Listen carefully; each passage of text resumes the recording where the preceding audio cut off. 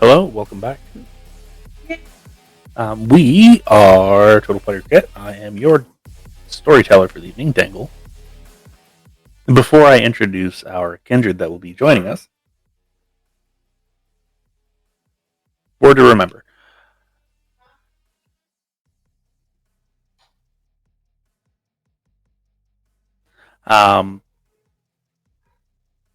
If we cover anything here that you have an issue with, by all means, take a step back, take a step away, regather yourself, and take care of yourself. Your mental health is way more important than this game. Now, that being said, joining me this evening is Nenavar playing Steven. Hello. Cocia playing Beth. Hello, everyone. Buttons playing Shiloh. And Faye playing Tory. Hello. Quick question for you, Dengle. What day is it? March 2nd. Thank you. I want to make sure I had that right. I was going to be a smartass and say the day is supposed to be.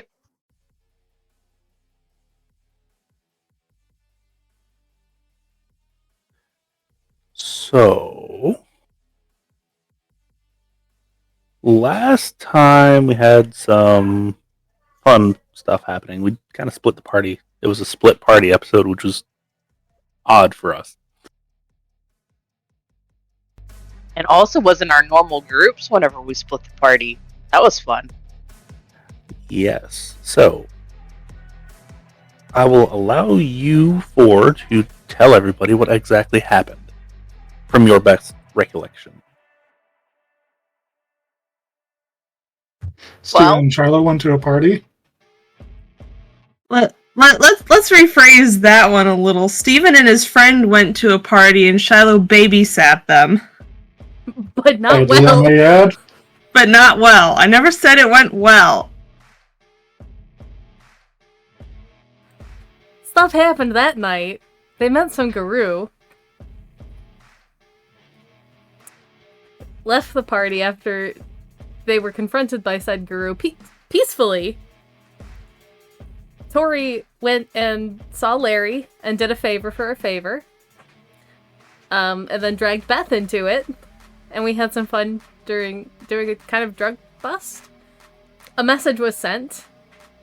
And then cops ended up going. We have 2 new ghouls. Well, had 2 new blood bond. Well, Beth has a new blood bond, I mean to say. She had 2 of them sent to her shop. Cyril came to see the party at the bar because Shiloh, Steven, and his friend did a horrible thing and almost probably ruined the treaty that is happening this evening. And he took one of them in recompense for having to smooth that over.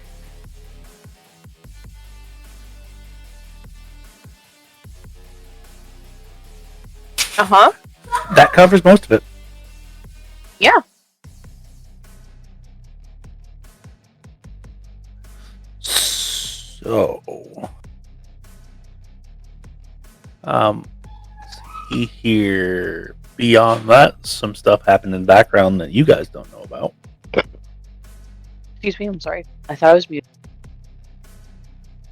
And yeah, we can roll rouse checks for the evening, and let me know what you all get.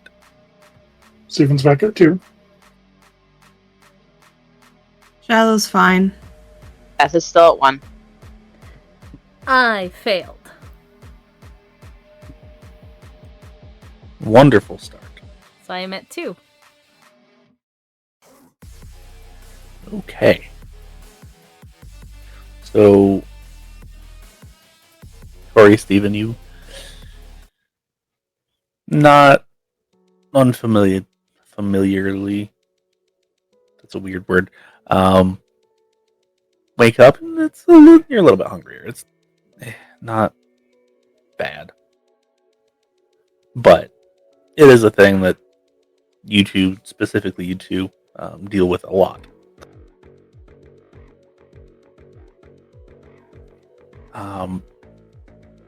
Tory, you know that the meeting is to take place shortly before midnight. And it is at a park in the north side of the city.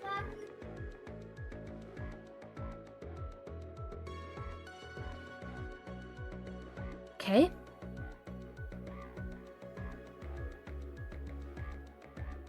I would like to take care of that one hunger. Okay, that is 3 rouse checks, please. What? Hunger. I heard damage. Sorry. I also have No, 4 hunger first. 5-year-old. I don't know if Winnie is amenable to it tonight because it happened last night too. Right. He would want to space them out a little bit more. Yeah, I'm not. She hasn't asked him. She's gonna probably do her old bit of hunting, but on the southern outside of the city. Okay, and it is creatures of the night or creatures of the day and night? If she comes across something bad, then she will feed on whoever. But definitely doing it as she's leaving if she comes across something. But if she doesn't, it's definitely going to be outside of the city, as per normal. So it'd take her a while. Okay. Give me a wits and stealth, please. And you can add your specialty.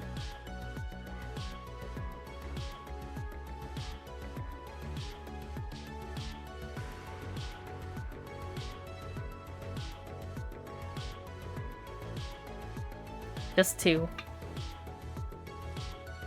2 is enough in this particular instance. You do find someone that doesn't quite belong. You can tell they are of your kind. And when I say of your kind, Gangrel too. Okay. The only reason why 2 works is because you only need 1.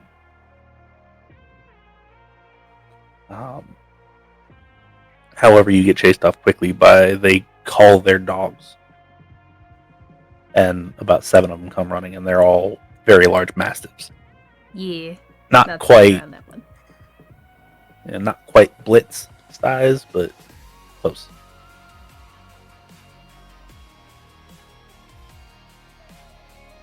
But she got to eat. Yes, did get to eat. Gets to take off 1 hunger.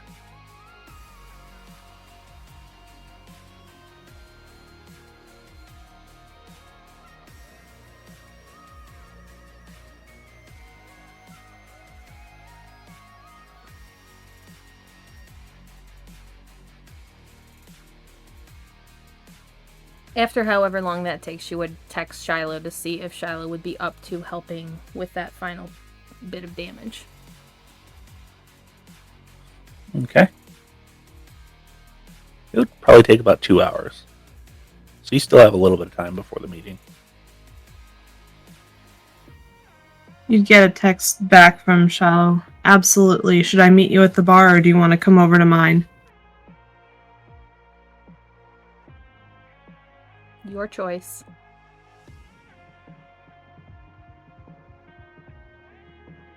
Are you closer to the bar or are you up north closer to me? Definitely closer to the bar. Okay, let's meet at the bar then. Okay, so you 2 meet at the bar. It is on the busier side.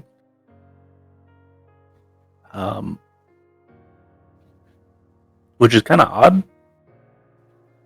However, there is a little flyer out front that says Ladies' Night.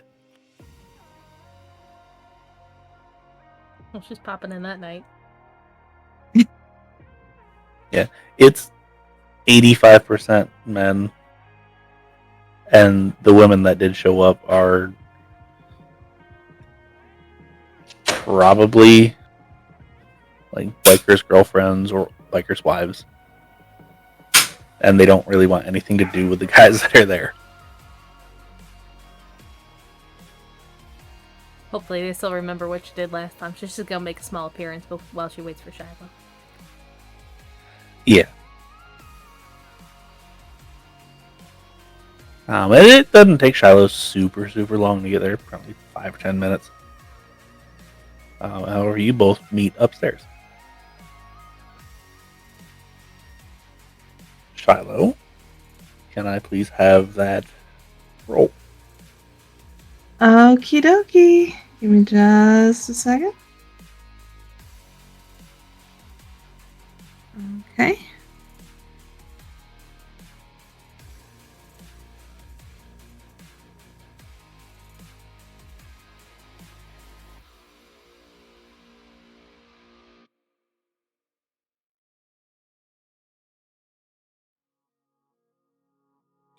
In the meantime, 3 successes. 3 successes. So you hit the number that I put as precedent last time on the nose. So Tory, you can take off that last damage. Now, does that require a rouse check to do, Shiloh? Yes, I believe it does. Let me get that real quick. Okay. Just wanted to make sure because I thought you rolled one last time, and I wasn't 100% sure. I do get a little bit hungrier, so I'm at Like 2 that now. From the fridge. Yeah, she'll get a juice box on her way out. Alright. Now, that's assuming that she actually does leave, because, the meeting. So, get back to you two in just a second. Steven. Steven's going to do the smart thing and take care of that one hunger. Okay. You go into your little mini fridge, then pull one out, and yeah.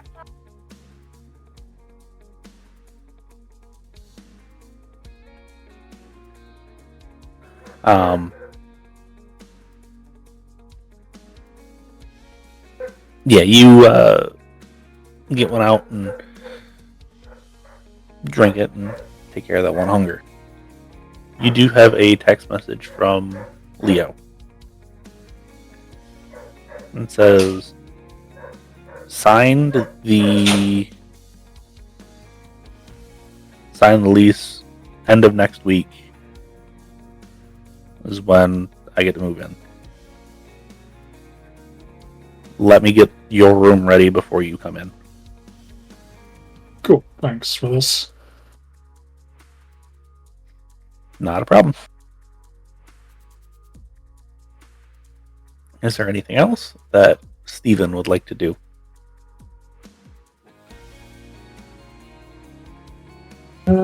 Just grab up a knife and a steak or two and get ready to head out for the night. Okay.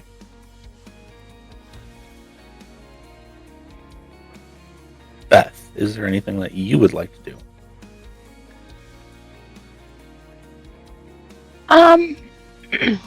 Can Beth please,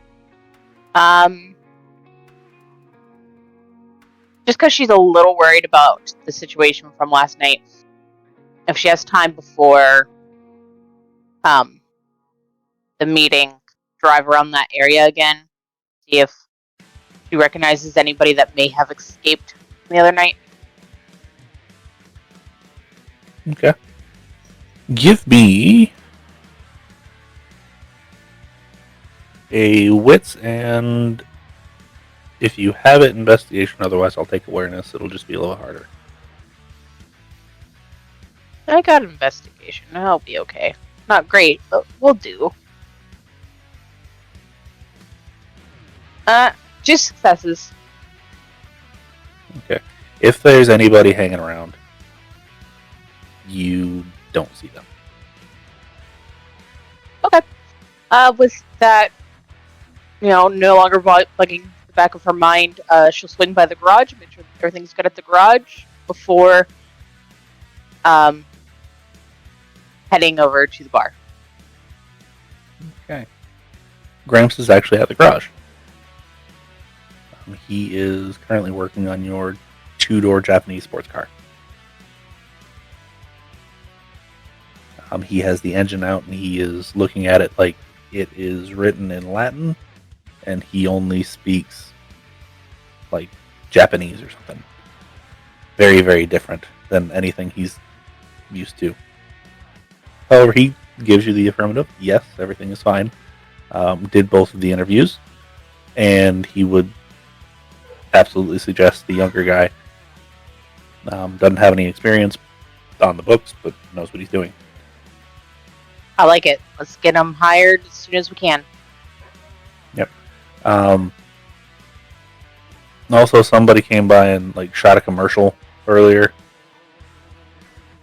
Oh, okay. They had a really nice old land yacht, so I guess that was Black Betty. I didn't realize we were doing that, though. Okay, cool, I guess. Hopefully that gives us more business. yeah, I don't know what he's going to do with it, but said it's going to go on like a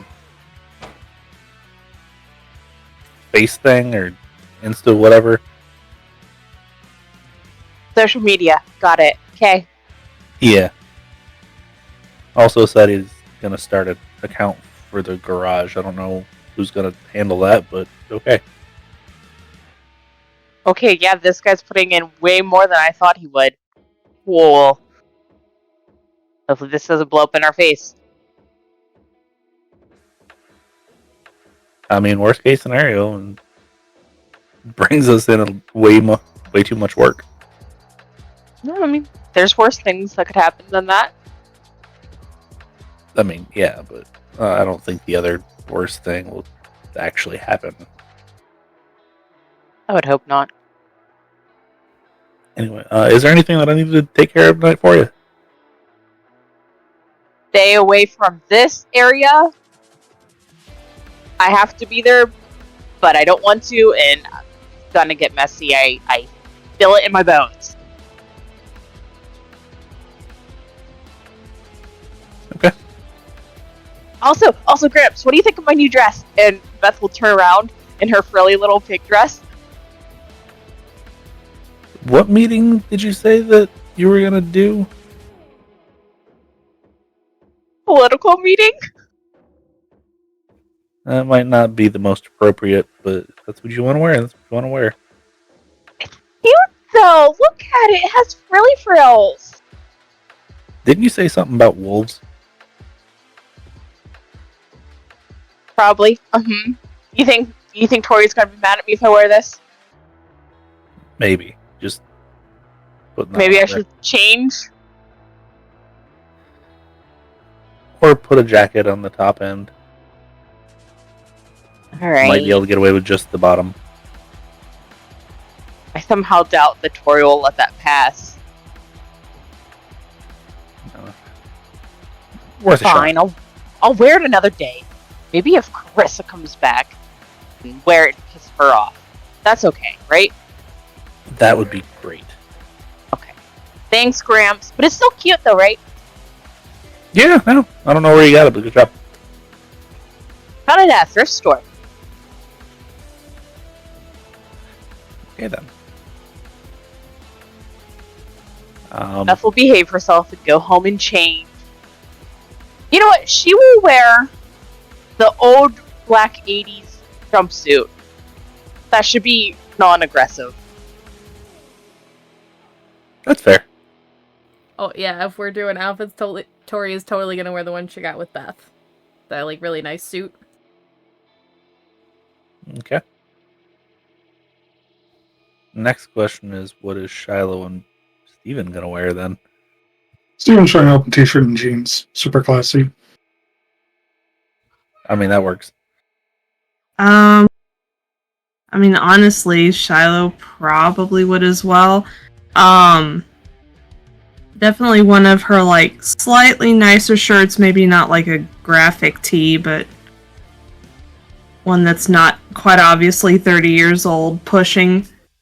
She'd still wear the jacket and the beanie, though. Yeah. I assumed as much. So eventually you all make it to the bar.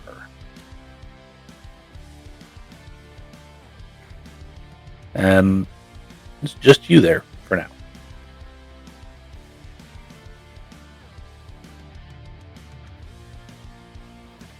Do we have to have a talk about how to act tonight?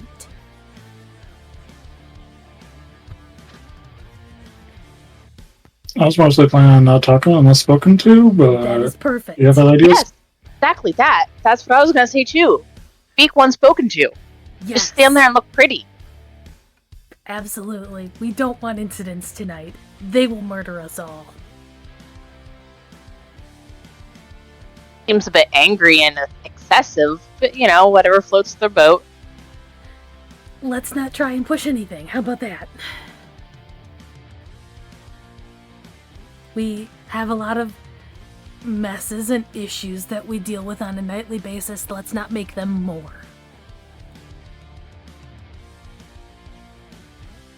Also, Beth, they do tend to refer to us as worms, so try to keep your temper. I make no promises, but I will try my best.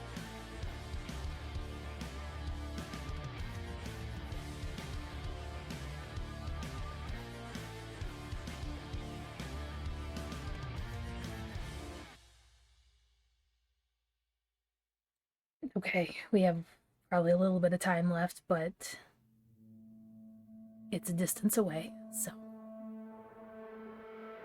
let's not be late. All right, let's pile into the car. Right about then, you all actually get a message from the number that was written on the wall last night, saying, "Do any of you need a ride? I have a large vehicle that I'm willing to transport many people in." Okay, I mean, I guess I don't have to drive, guys. We could just hitch a ride with Cyril.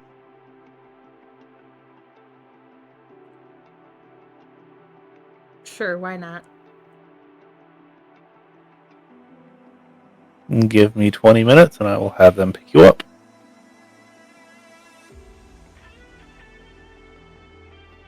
And sure enough, about 20 minutes later, a lengthened dark black SUV with fully tinted windows shows up outside. It's not quite limo length, but it's definitely considered a limo because it is lengthened.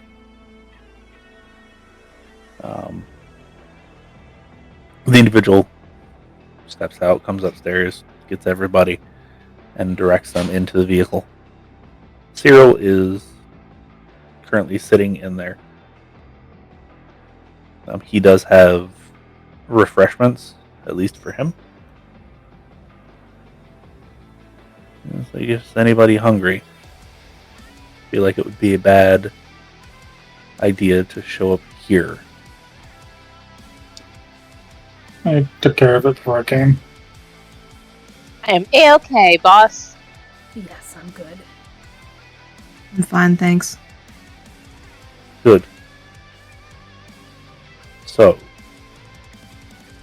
don't believe that there's a whole lot that we need to really discuss after last night, yes?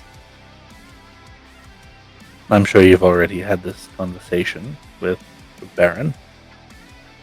Yes, we stand there and we look pretty and we don't talk unless spoken to. Like good children. You don't have to do all that, but it's probably a good course of action. From kind of behind them, Tory is going, yes, they do, without talking. Just try not to say anything too brash, please.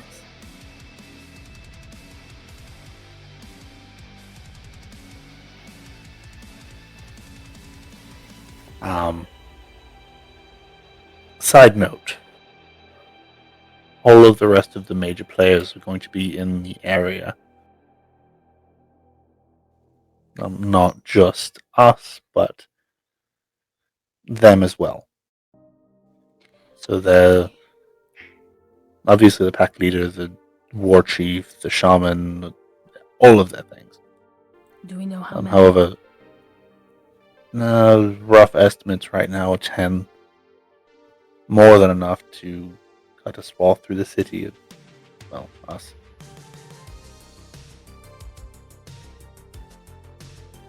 That being said,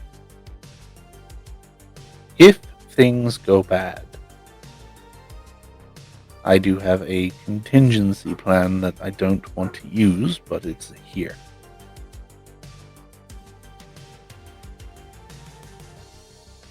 Do we want to know what it is? One of you does. They can share it if they deem it necessary. Lovely. It's not great. We'll leave it at that. It's probably best that we don't use that. Right. It would physically pain me to do that. Is there something we need to be concerned about?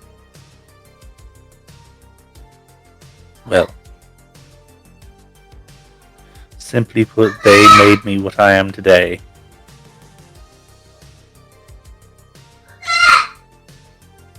But then not quite who they used to be. All of you may make a wits and insight if you, the player, don't quite get that. I'm good. I get it. Okay. So, let's make sure that things don't go poorly. Okay? Yeah.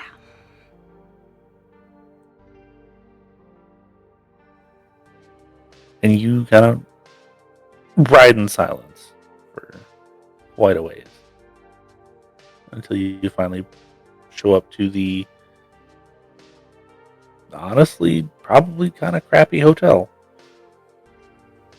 that was chosen for this particular meeting. You're a little bit early. It's about 11 o'clock. So you're going to be there for a minute. However, you're ushered inside and taken to the conference center. It's just this very large, open, kind of looks like carpeted middle school gymnasium.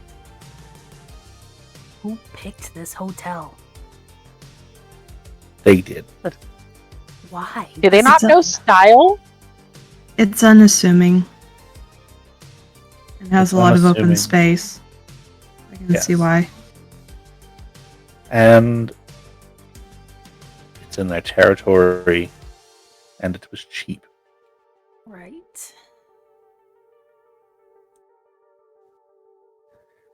I would have assumed they wanted to do this in the middle of a park, but That's they wanted to at least try to, well, make us feel a little bit more safe. I was more surprised that it wasn't outdoors. Either that or give us less options of escape. It's always a possibility.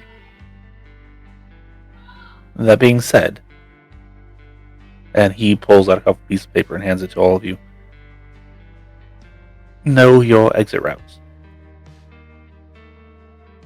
So he's going to study it. Look at it. Gamers. Will look, yeah. You realize there's pretty much like only 4 ways out. It's through the back, goes through a courtyard, had to hop a fence. There's also a pool back there, so there's probably going to be people back there. It's still a little bit cool for the pool to be open, but people are probably back there having a grand old time. Then you have the east and the west wings that you can run straight down the halls.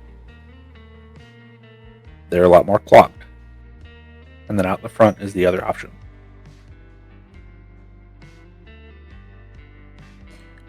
As we pulled up, was the parking lot busy? It was about half full, which isn't unheard of for this area. Okay. But there's no one in the conference room or near the conference room. No, not right now. Okay.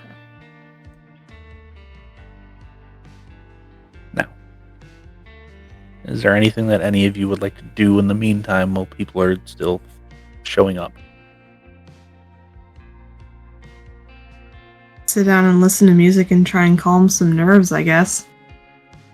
An earbud in. I assume Tory would probably chat with Cyril if he's amenable. Yeah, he seems to not have as much of a care about this as he probably should.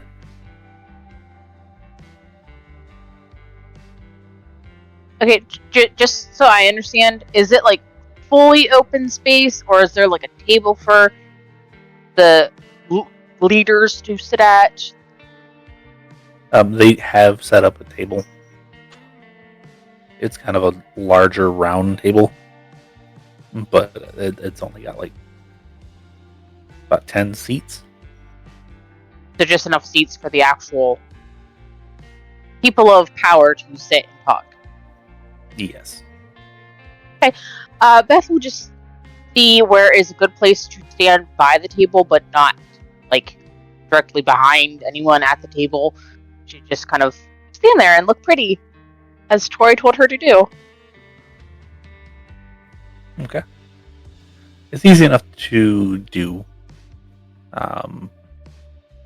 Easy enough to realize how far everything is, so, or how far away you need to stand to not be on top of somebody, and so you kind of like pick out your area, and soon enough, more of the residents of the city show up.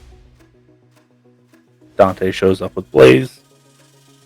Dante's actually in a suit, which is super weird. It's still a Dante suit. So, like, it's definitely visually striking. Damn, my pink dress would have looked great beside his suit. Blaze has a denim vest with, like, ripped off sleeves. He gave zero shits.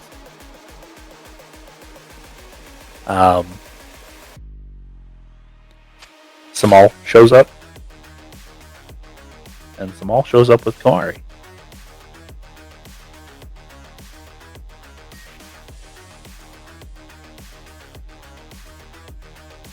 Kind of gives all of you a nod, and they kind of go over into the corner, and they're discussing things. A couple other people show up. Nobody that you immediately recognize until these meet the information person and Pete show up as well. All in all, there's about 20 kindred that show up, not including you four.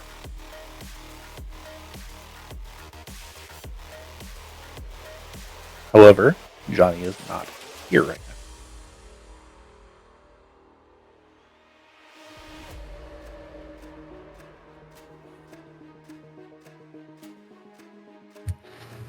While this is going on, can Steven pop on Sense the Unseen, take a look around, see if there's anything that's we don't notice right away? Wits and awareness and auspex, please.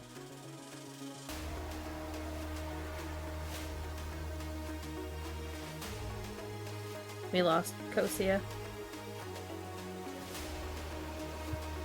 4. Sure did lose Cocia. So 4 will get you.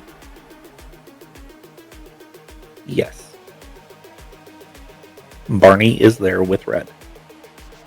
They're both staying well away from everybody. How much time is left? About 15 minutes. There's probably not enough time because I totally forgot to invite my new Nosferatu friend.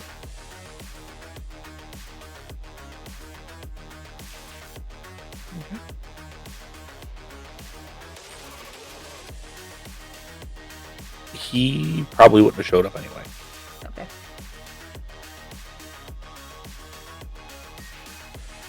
So, goodness gracious. About 15 minutes, 10 minutes, 5 minutes. And then the doors leading to the entrance not quite slam open, but they swing open rather quickly. And quite a few people come in.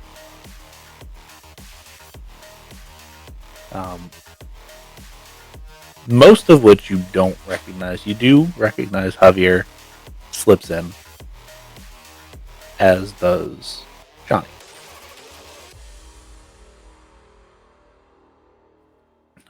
However, the rest of them, not so much. Shiloh and Steven, can I get a wits and awareness?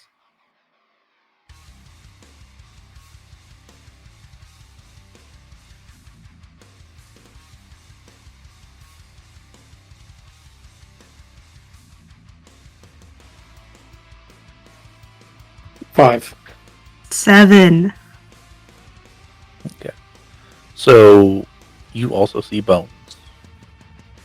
Is interspersed amongst the guru that show up. All in all, there's about 15 of them. Not including Javier.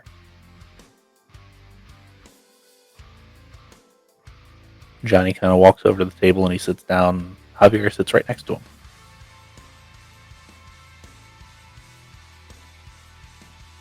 And there's a kind of rustling on one side and the other.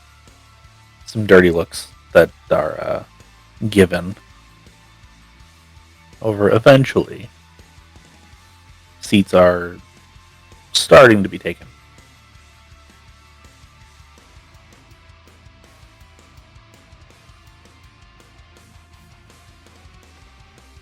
Once everybody is quieted down and seats are taken, I assume Tory takes a seat.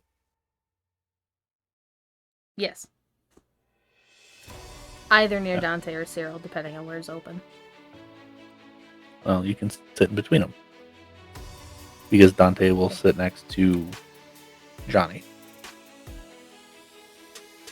And you can sit next to Dante and Cyril will sit next to you. And then 5 of them sit down. Bones is one of them. For those of you that know who he is. Accompanying is 2 women that are not old, but advanced in age. They around 50, give or take a couple few years, depending on how well they took care of themselves. At least that's what they look like physically. As well as another very, very, very large gentleman. He is very muscular, very physically imposing, and just to look at him gives you some unease. And then finally, a gentleman. He's got a short goatee, got side shaved. Top is slicked back, pulled into a ponytail. He is not overly large, but still larger than average. And he sits in the middle of all of them.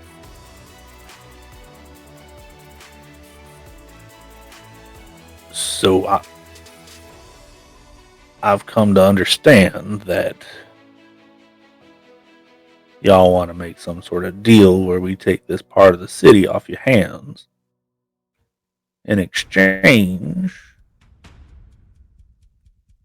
if we need to do some defending, of the territories, we can kind of work together so long as y'all stay in your areas and we stay in ours until it's needed.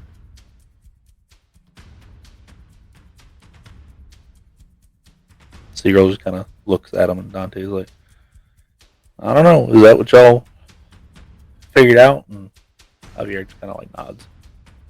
Johnny's like, yeah, that's how we tried to sell it to him at the very least.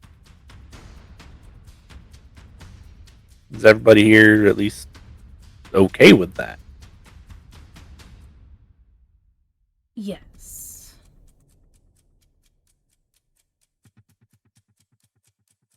Now, we're supposed to take over ownership at midnight.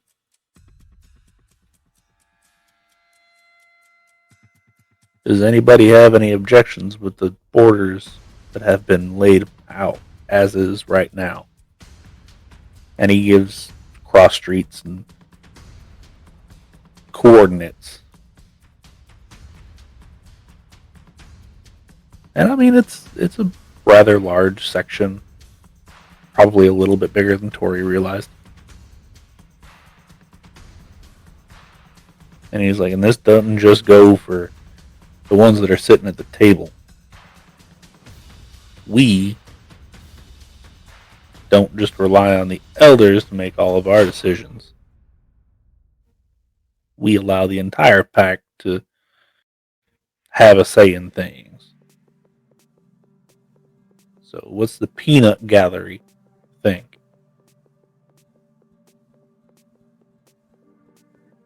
This peanut is fine with it.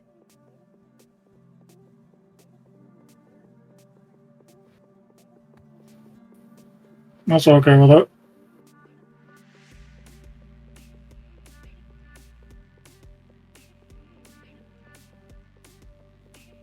Well, and there's a couple other people that kind of pipe up and, yeah, I'm okay. And then there's one person that's like, that's kind of big, but I'm not going to try to renegotiate that because I'm probably going to be the only one here that's, yeah. And to look at them, they might be Toreador. They might be Ventru. They might be Lasombra for all you know. They're dressed well.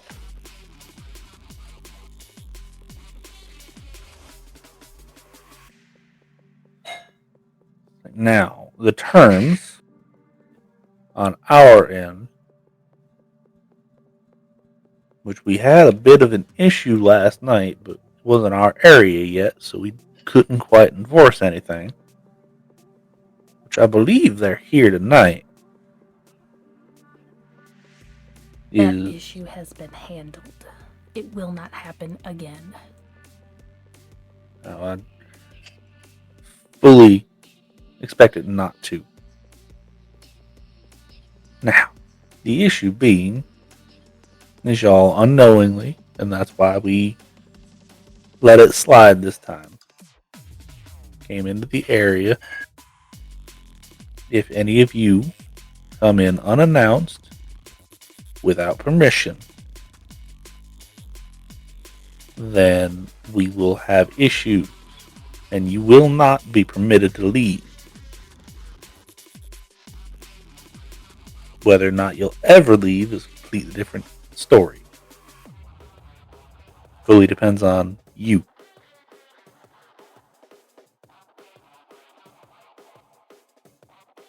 Do we make that clear? Yep.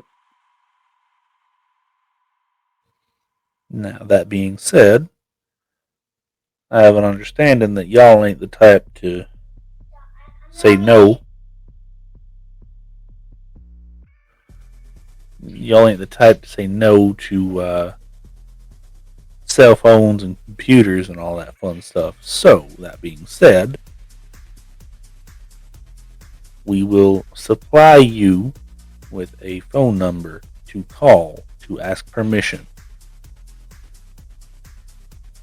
If you absolutely need to go into the area. we would like at least 48 hours notice. However, we understand sometimes that just ain't gonna happen.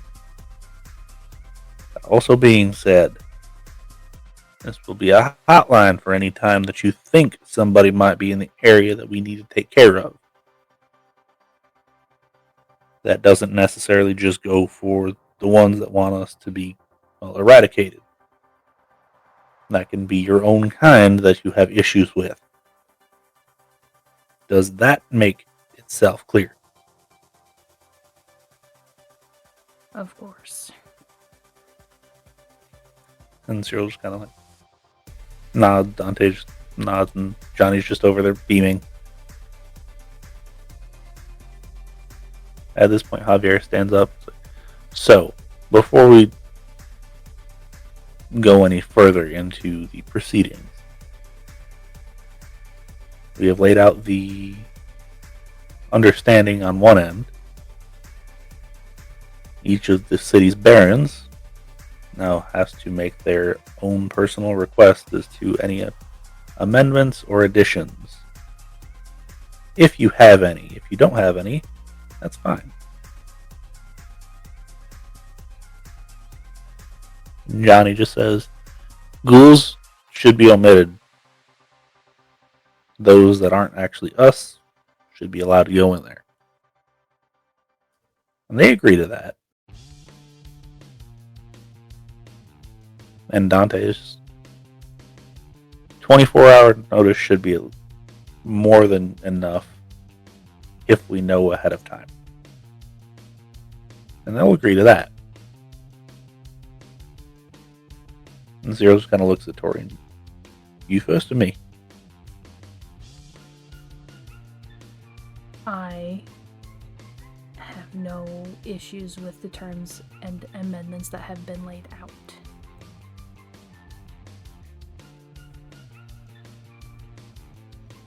And they thank you. And seriously, one final thing. And this is purely asking for the pony, expecting the bike. We don't have another one of these. Ever. And they kind of laugh at that. And yeah, we don't really want to deal with y'all a whole lot. So if we can avoid this, I would greatly appreciate it. Y'all stink. And frankly, you're lucky that we had the forethought to take care of our issues before getting here. Because there's one of y'all that is worse than the rest of them.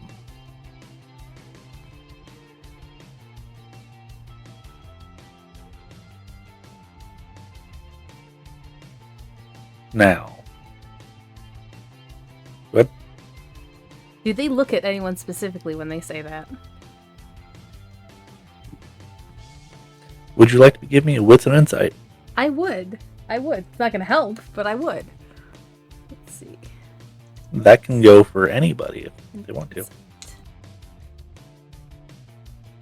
2.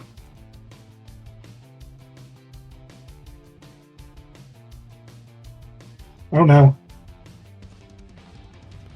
I got 4 and a messy crit. Okay. Shiloh didn't do too much better. She got a 3. Beth also got a 3. She also got a skull, if that is effective.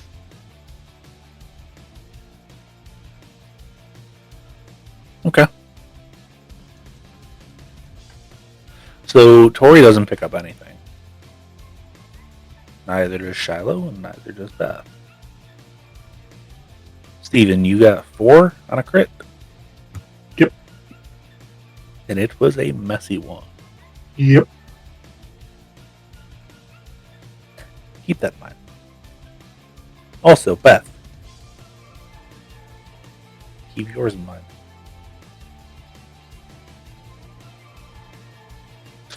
So,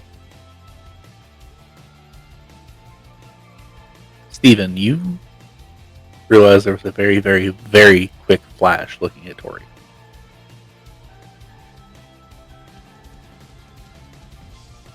And it wasn't from the leader. It was from one of the women.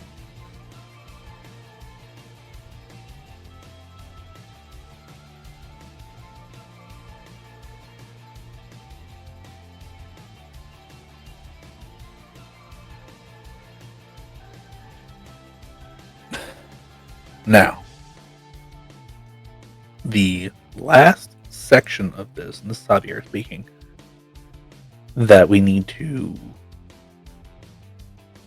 do is, obviously we're not going to be signing any paperwork, so if you came here with pens ready, I apologize, but this is a verbal contract, this is a binding contract. Gaia will hear this, and she will make sure it gets upheld. So, what I need you to do is say your name and say you either agree or disagree to these terms. That is all you need to do. And then we can be on our way, because I'm sure nobody wants to be around here any longer.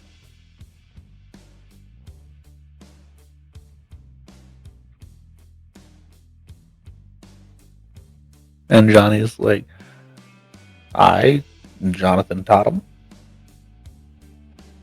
agree to these terms.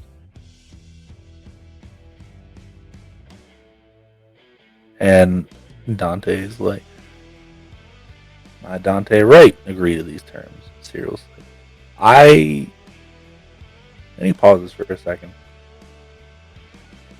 It's like, legally I'm Cyril, but do I use that one? They just all kind of nod. I, Cyril Daniel, do agree to these terms. And they all kind of look at Tory. I, Victoria Griffin, agree to these terms. Good. All of you have agreed. Now, we, as the Bone Nar pack of North Atlanta, and I, the leader of said pack, Randall, and he air quotes Ripper,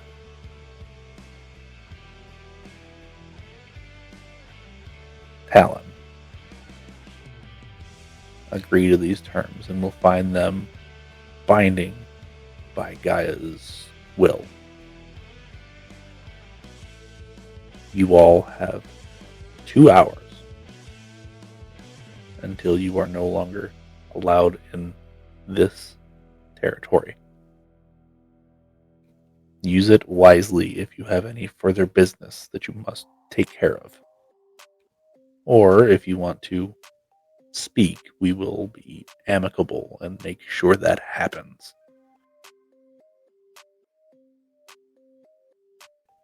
And mind you, the guy that said all this was not the one that was talking. It was the very, very, very large man.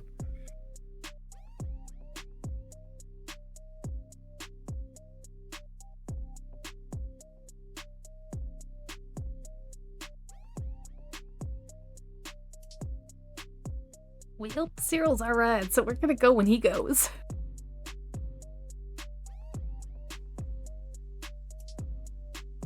Okay. Cyril would want to allow you to have time to talk if you wanted to. Discuss things with fellow kindred or the guru if you wanted.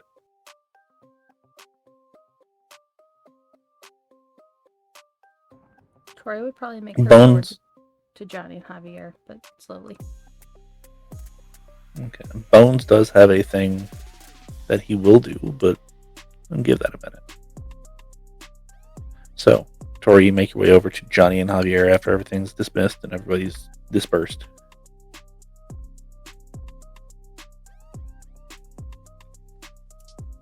Hello again. It went smoother than I expected it to. Yes, I am I'm curious to know how you pulled this off, but I think that can wait until later. How are you two doing? It's been a while, Johnny. Yeah, it has, hasn't it?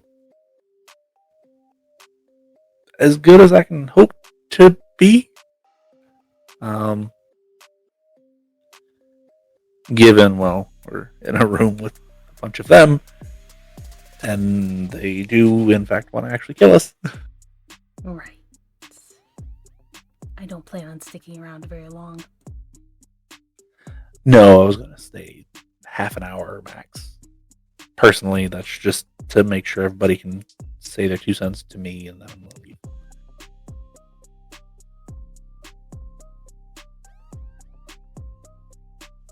And Javier is like, I am free to come and go as I please. So I don't have an issue. I'll probably be going with Johnny, though, because, you know. Right. Now, to answer your question, very simply put, there was a lot of negotiation. And being old enough to be kicked out of 3-packs probably has something to do with that. I'm much less a member of a pack anymore, much more a arbiter of, well, political nonsense. A lone wolf, as it were. Yeah. You get as old as me, and you don't have a whole lot of friends left. And the friends you do have are as temporary as they need you for, so. Right. Just wanted to say hello. Well, hello, it's nice to see you again. Holding up, I assume. More or less. Johnny says that you all had some fun times, yeah? It's been quite fun around the city lately.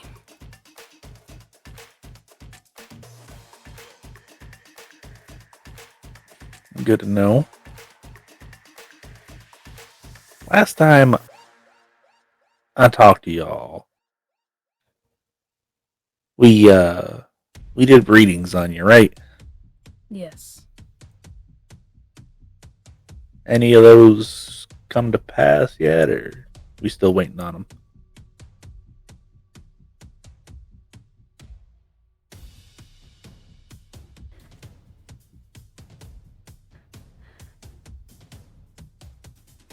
Might have found mine, maybe. Depending on that meaning. Not sure about the others. What was yours again? A very large dog. Oh.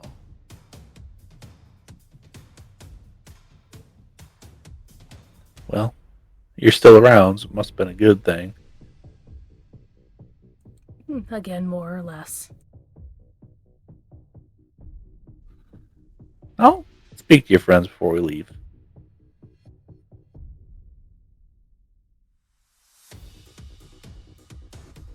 Meanwhile, Beth is just like watching them and waving, staying right where she was the whole time. Tory won't stay overly long with those two if they have nothing else to say to her.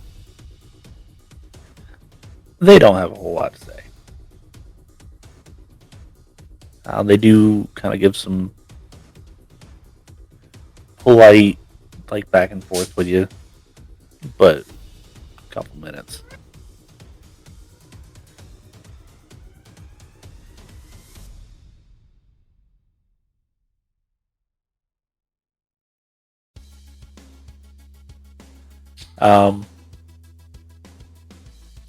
So, does anybody else want to do anything?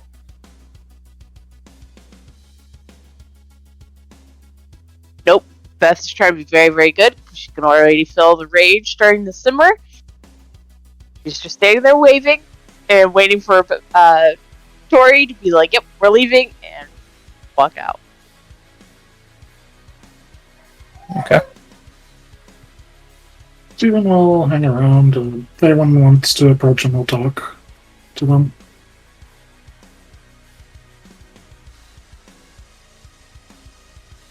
Yeah, I feel like Tory would make semi-stilted small talk to a few of the kindred, but not stick around in too many conversations too long. Okay. So.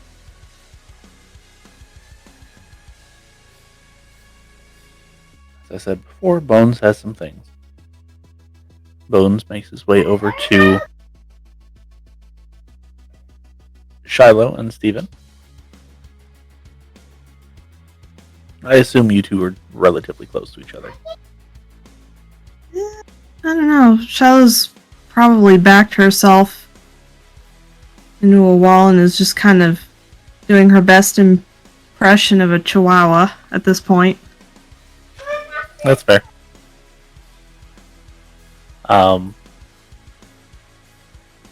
But he comes over. So you two came.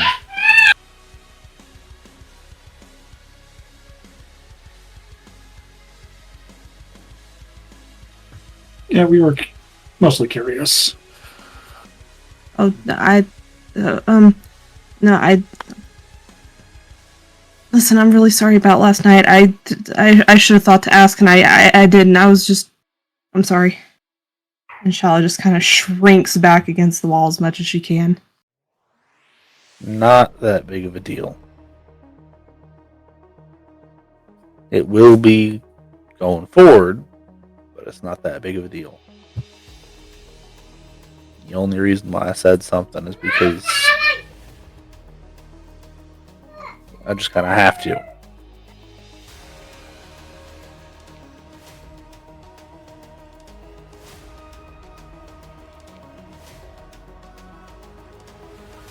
So I wanted to come over here and actually apologize because you two probably got crap scared out of you. Wasn't my intention, but it's still an intention to happen.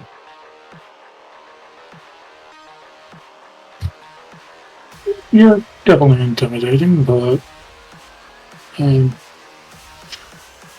was mainly just excited to actually see one of you, because wasn't sure if you guys actually existed. Well, no, I don't know how we are, but I was excited to meet more of you.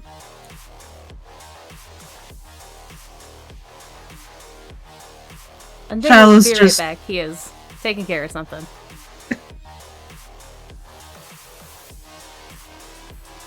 Shiloh's just watching this whole conversation go down, eyes wide as saucers, just fear absolutely palpable as she's like on the verge of like shaking. Well, I assure you that we are absolutely real. Absolutely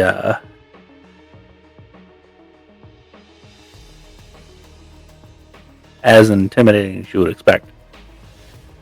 Most of us, though, aren't as mean as we have the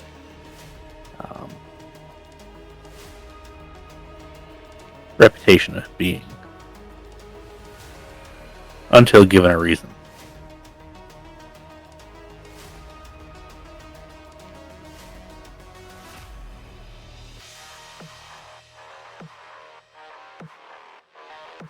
So I wanted to apologize just for the simple fact of I don't know exactly what happened to you, what kind of trouble you got into, but if you actually got into trouble, wouldn't necessarily mean to do all that.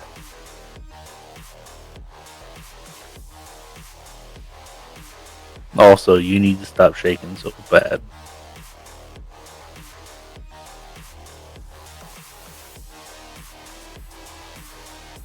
Yeah, you. With the little hat on. Shiloh, right? Yeah. Right. It's hard to be in a room of people where a good 90% of them would probably rather see me dead. Welcome to the nightlife.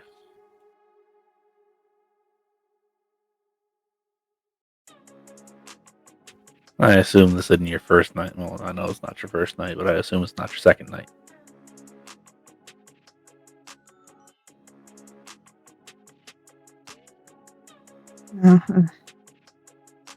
Being around people's never been easy. Yeah. I'd say it gets easier, but it doesn't. And Steven, this entire time, like, it started off normal. And now it's like his face is like starting to drip off a little bit.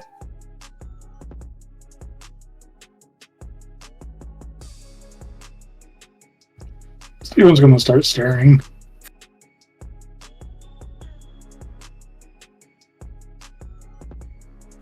What are you looking at, small fry? Does that normally happen to you? What? What? Face is kind of drooping. Oh no. Steven, maybe we should step out for just a minute. Come on. What? Why? Come on. Oh, this is such a bad idea. I'm so sorry. I think we should go. He's sorry. And Shiloh's gonna do her best to haul Steven away. And you do that.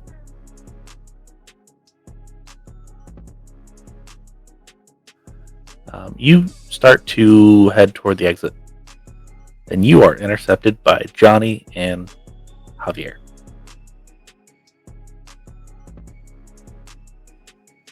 And Johnny like grabs Steven's shoulder, and Javier kind of like steps in front of you. How are you two doing? You seem nervous. Yeah, Steven's having an episode. I was just gonna take him outside to get some fresh air. Oh, what kind of... Is it voices, or is it like you're seeing things this time? This is Johnny. I'm apparently seeing things, according to her. Oh, yeah. Is it like butterflies, or what is it? He asked the werewolf if it was normal for his face to melt. And Johnny's face is melting right now, too, and as is Javier's. Yeah, it's happening to you guys as well. Oh, that's a fun one. I've had that one happen a couple times. I also had it when I was alive, but that was after copious amounts of substances.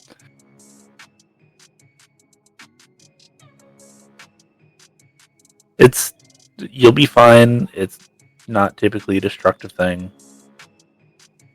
Probably would be best to get him outside. I do have a question for you, though. Well, Javier has a question for you. And Javier's like, yeah, I'm going to make it quick. The readings we did on you guys last time, everything going all right with those?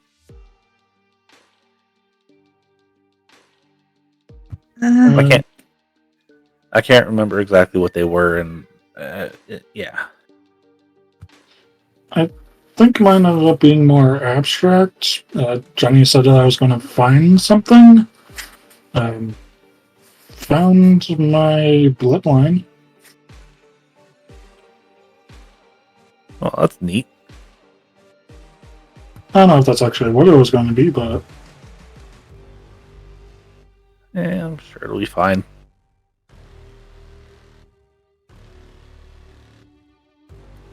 Shiloh? Honestly, I don't know.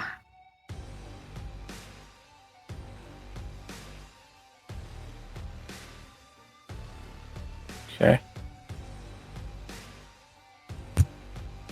Wasn't yours something about a burning pyramid or something like that?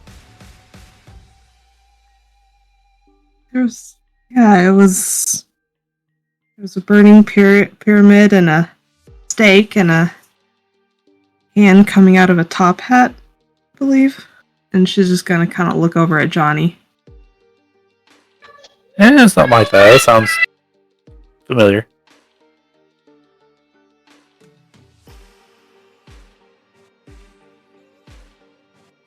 Where's Beth? Back with Tory, I think. Well, around. Okay. You don't look so good. Your eyes are starting to... starting to get big. So you might want to step outside. Yeah, you guys' his face isn't really touching the ground, so I'm gonna go. Fun.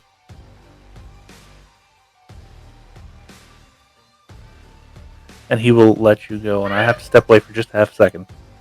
Let me just a second. So, talk amongst yourselves, specifically Shiloh and Steven. That'd be a good conversation. I can still hear you.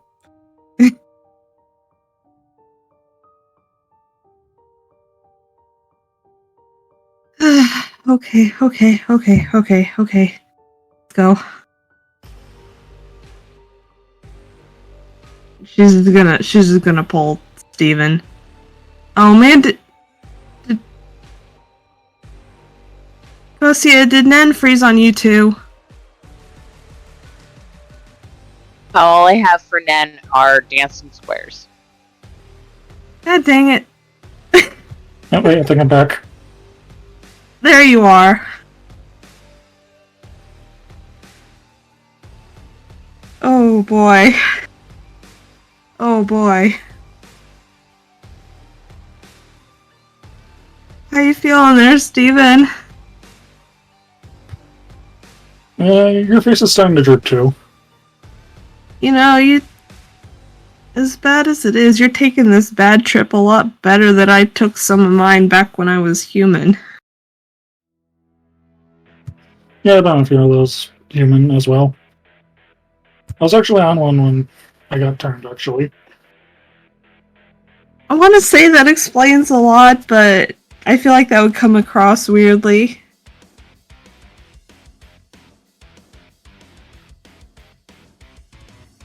Yeah, it's probably why I was turned and then run. It's an interesting thought. I never thought about that. And she came back after a little while and just explained things real quick, but... And it still baffles me how cool some of these embraces can be. Honestly. I mean, I'm glad she came back and explained things at least, but...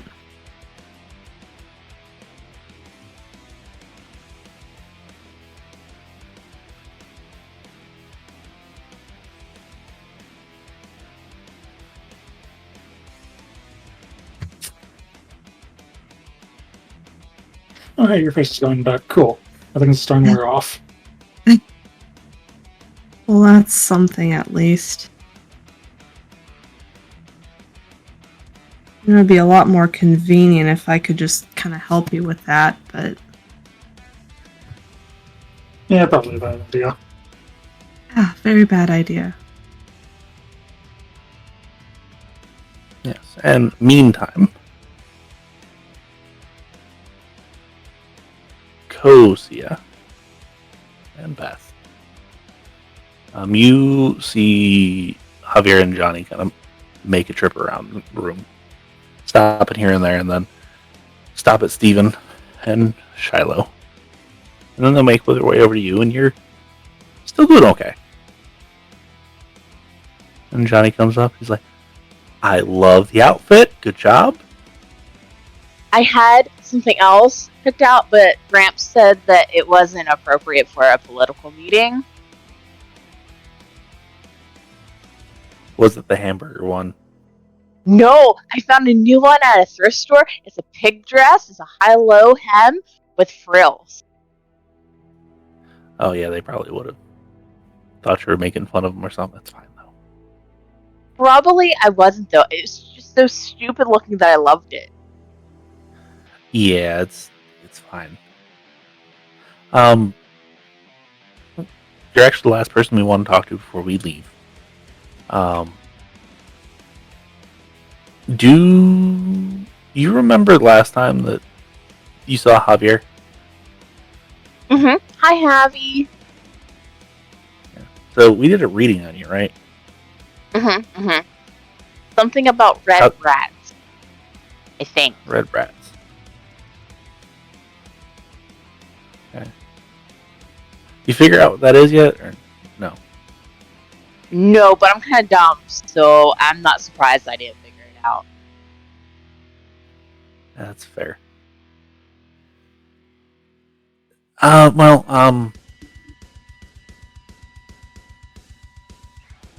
we just wanted to check in and make sure everything's going okay. Let everybody know that if they wanted to stop by the club later, we can do another one and see if something has changed. Okay. I'll see if they're up for that. In the meantime, the Civic that I dropped off not too long ago, Mm-hmm. I need to come pick that up at some point. You've got it done, right? It has been worked on regularly, so I think it's good for you now. Okay. I kind of forgot about it, and I'm not going to lie. But I will have one of my people come over and pick it up tonight. Okay. Just let me know what I owe you, and I'll even pay you storage fees. Okay? Sure. And they kind of patch on the shoulder. You have a good night, and we might see you later. Might not. Who knows? Yeah, I'll text. If we can't come over tonight, maybe we can do it another night if Javier will still be in the area for a couple days. Yeah, he'll be here for a couple days. At least until the end of the week. Okay. So, going back around the rest of the coterie.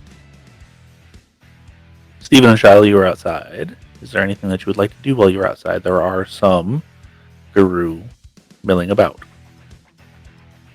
A couple of the women the two women that were seated at the table are outside. Up front, specifically. Shiloh's just going to try and pull Steven over to a relatively private corner away from as many people as she can. Give him a minute to get the faces demelted and all that good stuff, and just kind of take a minute to try and get her nerves under control herself. Steven, the faces aren't melting anymore, but you definitely still feel off. You still feel odd. You still feel cloudy. So until you leave, you will have that same penalty that you're supposed to have.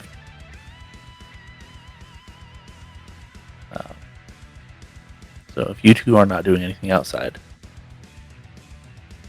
Tory, is there anything that you would like to do inside? Tory would probably swing around to, I can never remember / pronounce her name, but the one that the info broker, and check in and see how Pete is doing.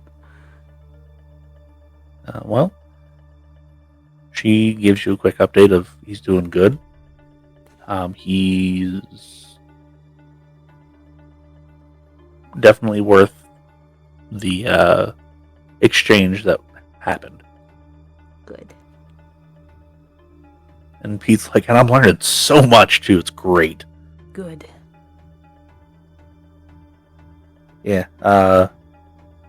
It's funny. You get taught by somebody your own clan, and it works better. Right. But I'm not gonna hold it against you though, because Yep.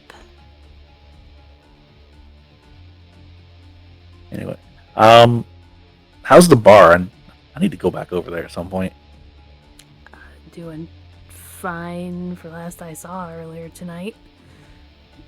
Kind of an incident a few days Good. ago, but we handled that. Oh, good. Did they ever find anybody to replace me? There's some 18-year-old kid there now. Scrappy little thing. That's great. All right. Anyway, good seeing you. Good to see you.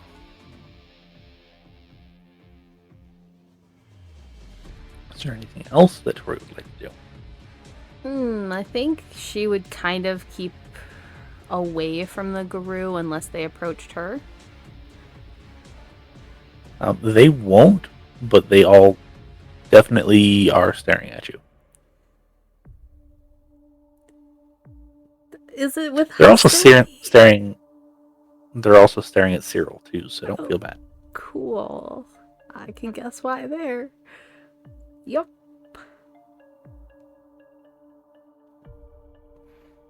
Yeah, she would just kind of continue milling about the kindred and like making small talk until everyone's ready to go, probably soon.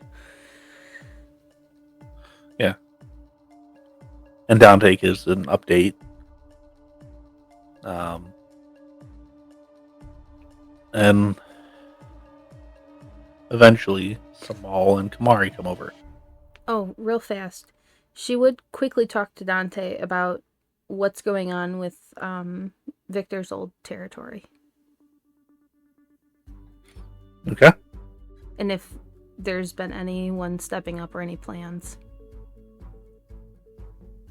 He has not heard anything. Something that they all need to address. Right. But wasn't top priority in his eyes at the very least. Of course.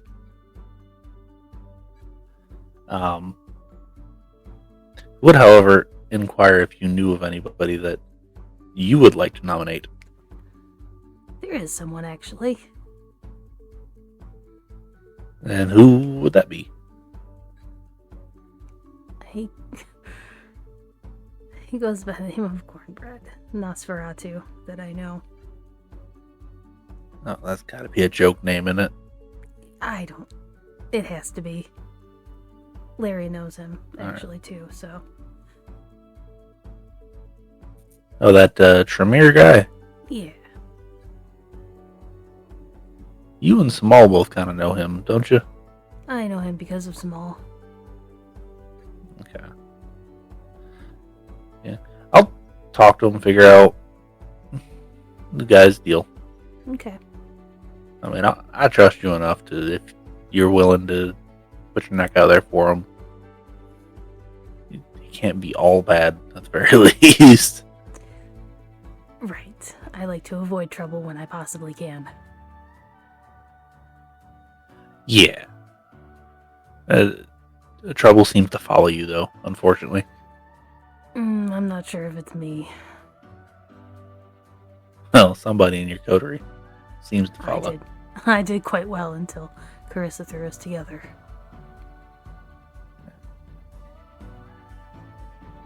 Then... Yeah, it's, I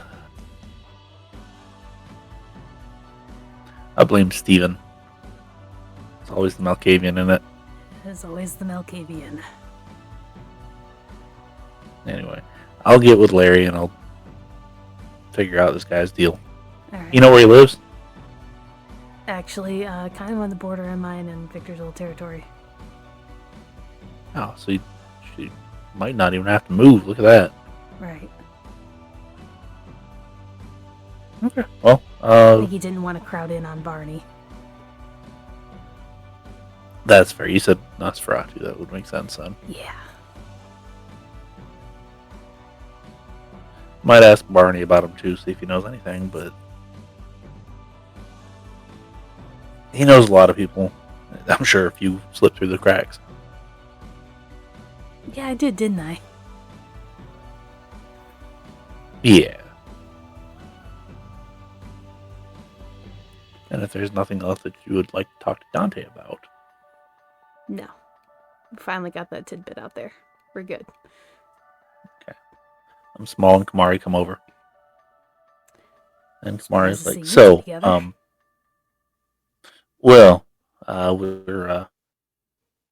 we've got a deal going on. Figured this was one of those things that if it's going to be a issue for me too, I should know about it. Well, I'm glad you found someone at least. Yeah, I figured need to be somebody that been around for a minute. Jewel side-eye Figured who Simone when he says that. Small just kind of like shrugs his shoulders. And it's like, in exchange for, well, what he's doing for me, I own the house he lives in, so. I wondered who that was. Yeah. I don't stay there very often. I come by 2 or 3 days a month, get what I need, and I'm off doing other things.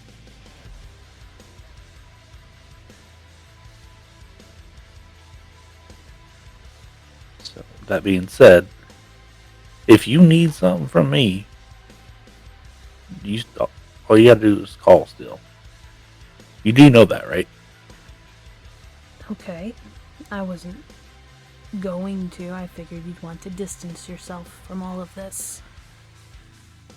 Oh no, I got some business I gotta handle before I do all that. Alright then. Yeah, I found something in my brother's room that was kind of hidden from a lot of people, but you know, we were a lot closer than most. Kind of opened my eyes up to a couple things, so I'll be around, but I'm not necessarily going to be here right now. Interesting. Yeah, I'm looking for some people. If I can help you find them, let me know. I'll get you a list of names. I have a feeling you know at least 3 of them. Interesting. Okay. I'll give you a guess if you want to take it. Not here. Fair. Anyway, I'm going to be in touch. I just wanted to let you know and say thank you for reaching out and letting me know what exactly happened. Not knowing is always very difficult.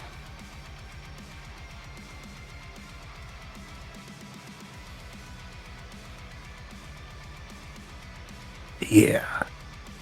Yeah, it is. Actually, she still has that phone number, or that text she got, doesn't she? Unless if she religiously No. clears her phone of Would not. things. She would pull the phone out, open that text that she got about what was it, a scholarship or a job offer? Is there anything that you would potentially be able to find out about this? I'm not very great with technology. I could probably find something out. I would appreciate it. So, is that their legal name? As far as I'm aware, they are immortal. Okay. I'll get back to you in no later than 3 weeks. Thank you. Might be a little bit sooner than that. All depends on you. The sooner the better. Okay. Now, I am his ride, and he probably don't want to stay around here too much longer. And even Small's like, So, we're gonna leave. Wanted to at least say hi, say thank you, because first time I saw you in person. Right. It's been a busy few weeks. Have a good evening.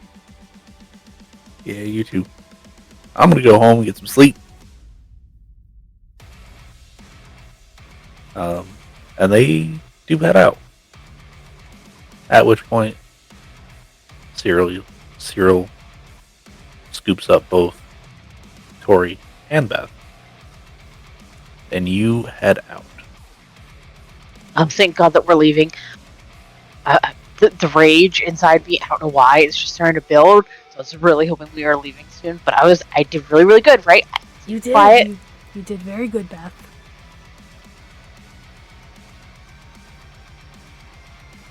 And you step outside Yes. to Shiloh and Steven kind of off in a corner. Oh, Are you that's inside or probably- outside, just out of curiosity? I assumed outside. Yeah. Okay. Just Oh, wanted to that's make not sure, good. specifically. Wonder what happened there. I don't know, but would you like to go take a look? I'll get my driver to pull the car around. Probably for the best.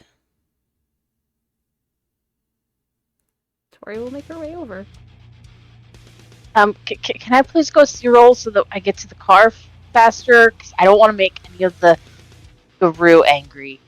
I don't care what you do. Within reason, of course. You know what I mean by that. I don't care. Yeah, who I go understand. with. Thanks. Cyril, you don't mind, right? Not at all. And he steps out to the sidewalk and picks up his phone and just calls. And Beth just kind of stands next to him. However, Tory, you make your way over to Shiloh and Steven. Is there a problem? I think we're okay now. That's a little foggy, but I'm fine. Lovely. Steven started having another one of his episodes, so I pulled him outside before things got too weird. Oh, please tell me this one wasn't a group of chanting people. Melting faces. Sounds fairly tame, honestly. It Can I get everybody to make me a wits and awareness, please?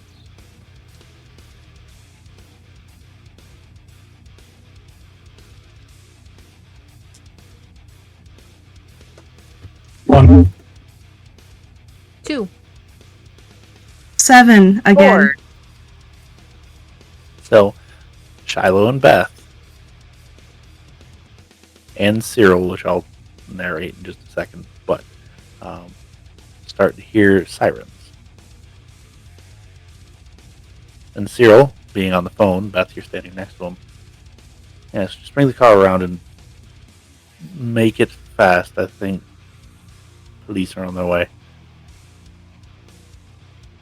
Then he hangs Why are up the police phone. on their way, Cyril? Oh no. I don't know. Now, back to Tory, Beth. There's Tory, Shiloh, and Steven. Cyril's pulling his car around. We should go. Yeah, Don't and let us fast. say Do you guys? welcome. Yeah. Shoot. Do you guys hear that? No. What? Hey, what? The sirens. I think. Oh no, this isn't good. How loud is it out here? There are people talking. It's easy to miss something that's quite a ways away. Was it ever said that we shouldn't use our powers here? No.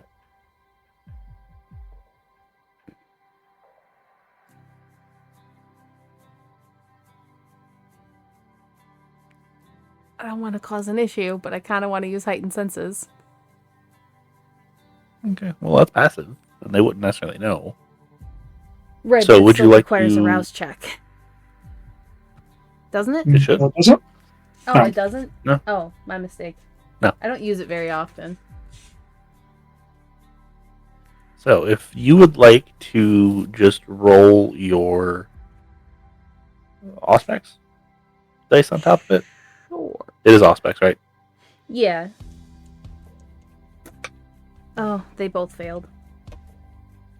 Well, hang. Okay. Do you want me to completely re-roll or just roll Auspex? Yeah, completely reroll. Oh, I misunderstood. I thought It's you a new meant one. just Auspex.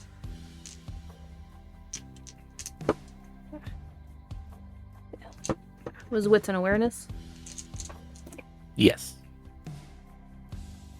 3. I'll do a willpower if I need to. Okay, with 3, you can barely make it out. Yeah, I'm gonna do a willpower. An additional 3. So 6. Okay, so it's fairly clear then. You really hyper focus on it. And yeah, and they're getting closer. Quickly. Do I hear about a potential reason? Like, is there a fight or something? They are too far away to hear the radios. Definitely too far away to hear the radios. However, within about 15 seconds, you hear... Everybody hears the sirens. And you start to see the lights flashing. She will keep up heightened senses until the sirens begin to strain it overly much. But then she'll drop it before it becomes an issue. Okay.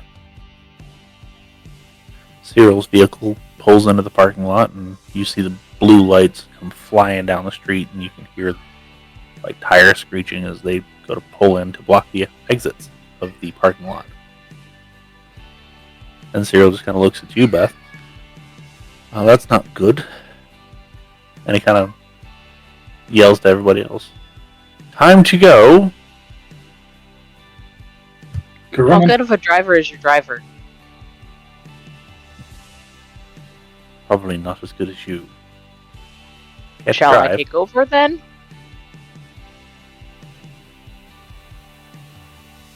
And you, before he even answers that, your beast is like, "We gonna do it our damn self." And you hop in that shit. Yep.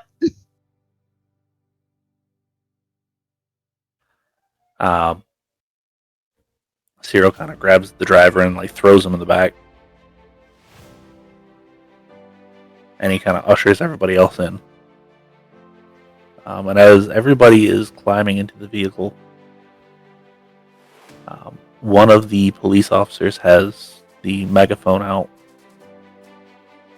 It was like, "Everybody, stay where you are. Any movement, we will not hesitate to open fire. We are looking for a fugitive that stole a cop car." Stare at Steven. Hide yourself now. Steven's second down. Steven's what? I've got... Steven will duck down in the You SUV. have an ability that makes you invisible. Oh yeah, I forgot about Be that. right back. I'll be right back. So plan amongst yourselves, please. So Beth is gripping the steering wheel and is like, "Okay, so we're just going? Or stay? No. No, we have to stay, right? No, but we can go. Stay." We are staying put for the moment, Beth. If they get too close, I can make them forget that they saw him. He should be invisible now. Yeah, Steven has a cloak of shadows put up. Why don't you go lay in the back, Steven?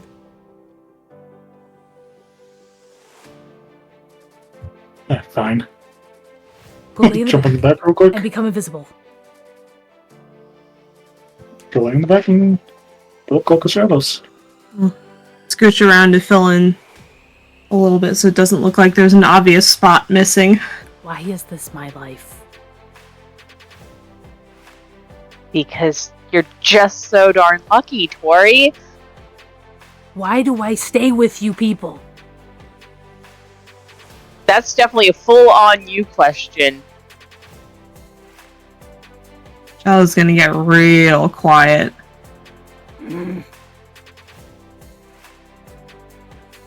I mean, really, why do you stay with us? You could have left us at any moment or killed us. Beth, shut up. I think you're making it worse. I I'm gonna can't. start grinding her teeth. Like, maybe a little bit of fang poking through, but her teeth are grinding right now. She is clearly very close to losing her temper.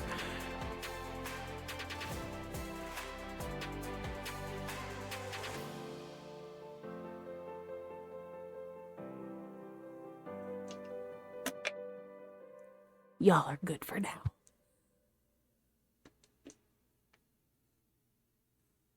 But yeah, no. Thanks, she's I just guess. grinding her teeth.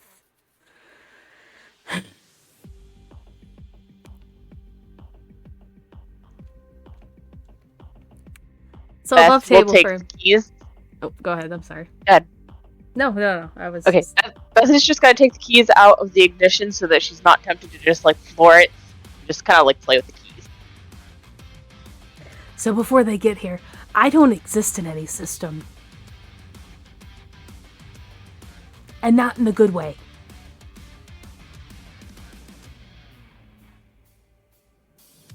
I don't know if I do or not. I mean, I probably do. I think I'm a missing person, assumed dead. Yeah, I'm pretty sure I only need to get that I mask. died in the system back in like 46 to 48.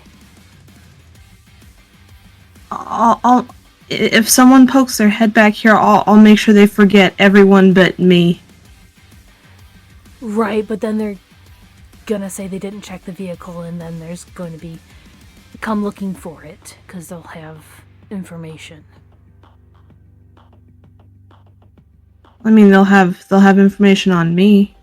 They'll have information on the license plate.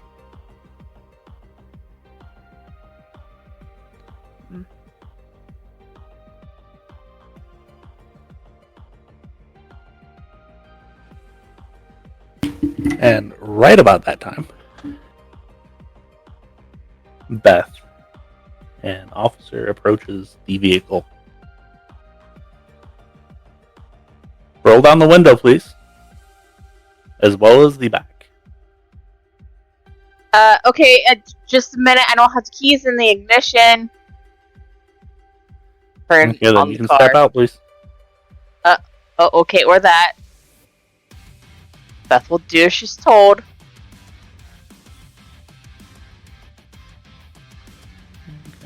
Step out. Can I see your license, please? I need some sort of identification. Yep. Beth pulls out whatever she has. Hopefully she has something. I would assume she would have to with being an Uber driver. Yeah, you have a fake ID. And I will give them 4 dice to figure out if it's fake or not. He kind of looks at it and is like, you have any other form of identification? No. Okay. So, what's your name? Sandra O'Malley, just like it says right there. Right. But you do realize this is falsified identification, right? No, I didn't realize that.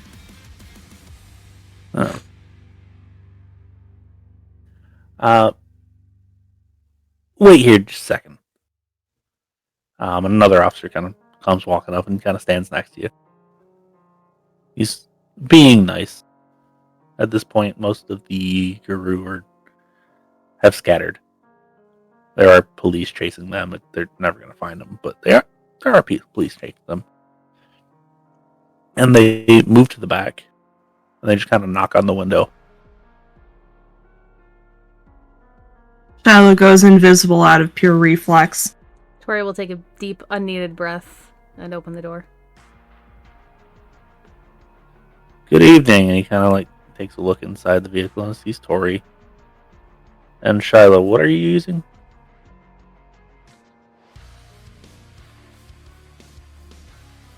I'm sorry, I didn't know this would. Full unseen passage. Okay, can I get that rouse check, please?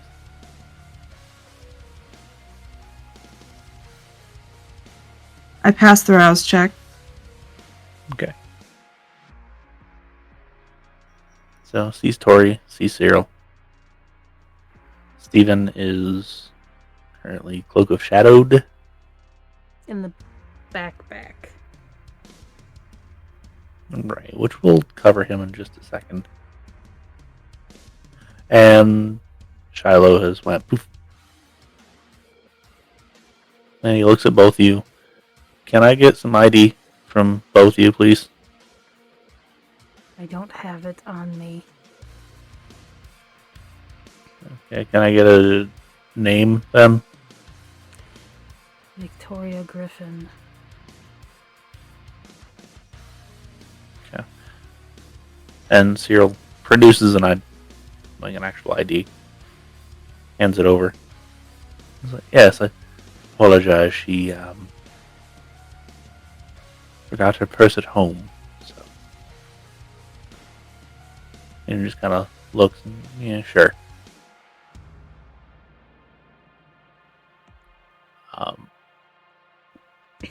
And he takes it and he starts reading off the information. And then he starts reading off some information for Tory. So yeah, we're not getting anything in the system. I don't know what to tell you.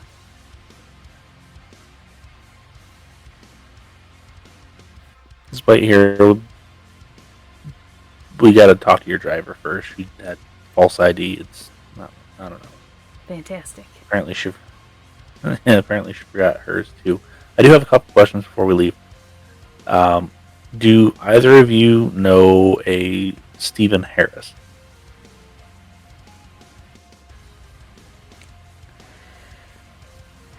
And so he was like, no, I don't know any Stephen Harris.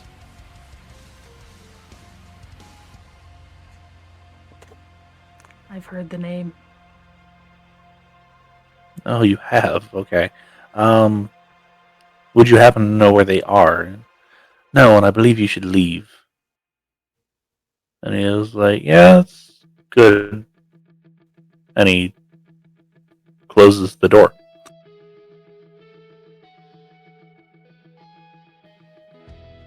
Perks of being who I am and what I am. Yeah. Now, Beth. He comes back to you.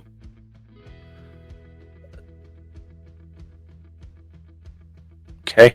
Do you know a Stephen Harris by chance? Doesn't ring a bell. Apologies. Can I get a manipulation and subterfuge?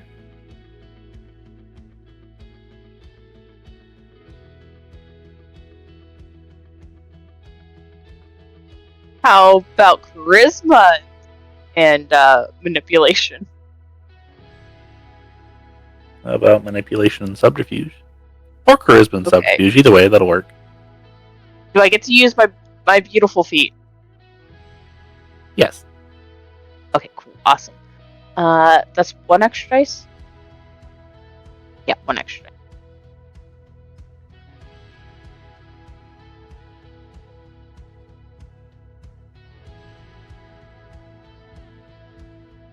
Whew. Okay, that's a crit.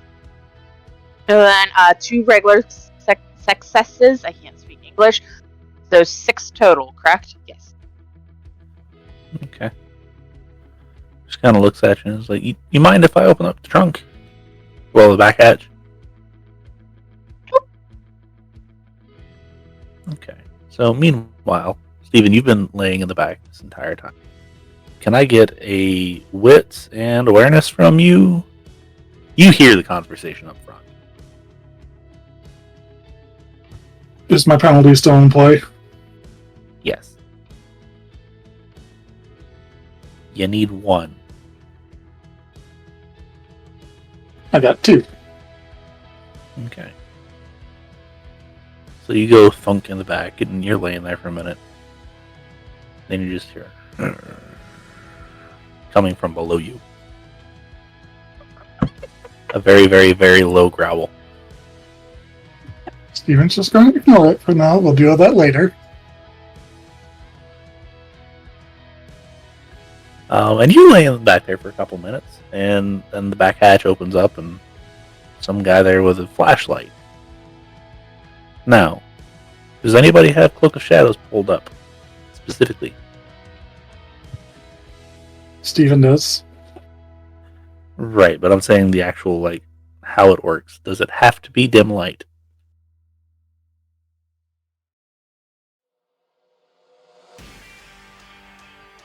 That is a very, very, very specific thing that I need to know right now.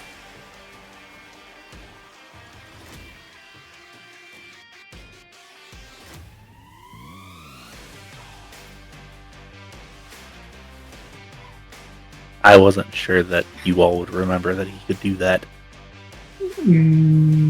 Does not require dim light, but requires Steven to make no sound, have some kind of cover, and don't move.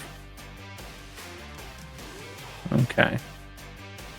So you have the don't move. I would assume that you like covered up with like half a tarp or something, at least a little bit. Yep. So a little bit of cover. So can I get you to make me a composure and resolve as the trunk gets flipped open and light gets clicked on?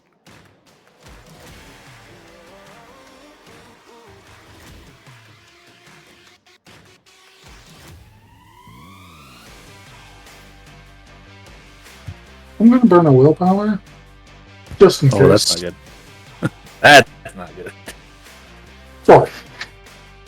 Okay, for you almost flinch and you catch yourself. And he shines the light in there. However, he goes to move the tarp. What will Steven do?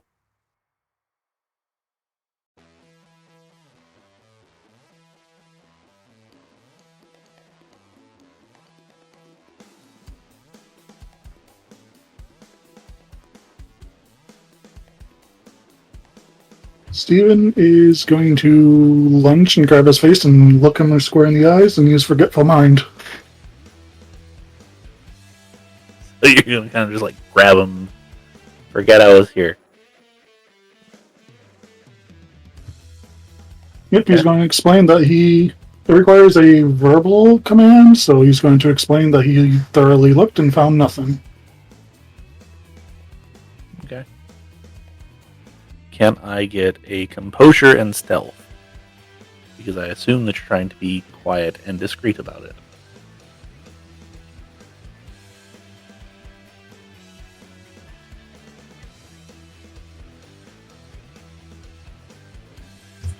One.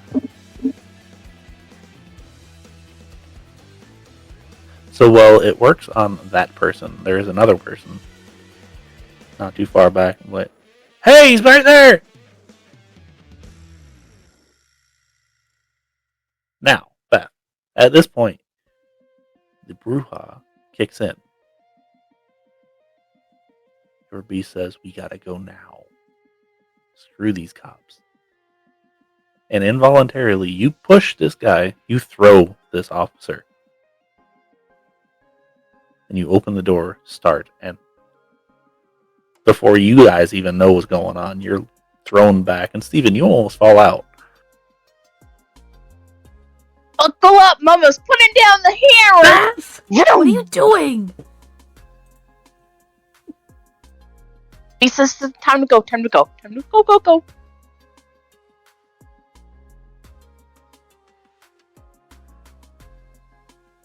Now, Steven, what would you like to do at this point? Because you are in the back of a moving vehicle with about 18 inches to lay on. Close those doors. Okay, so you reach up to close the door. Do you hop in the front again? Nope, staying on the back. Okay. Cyril just kind of like, Jesus, I've got another vehicle to burn. This is my life. Why? Because you have a Malkavian and a Bruja.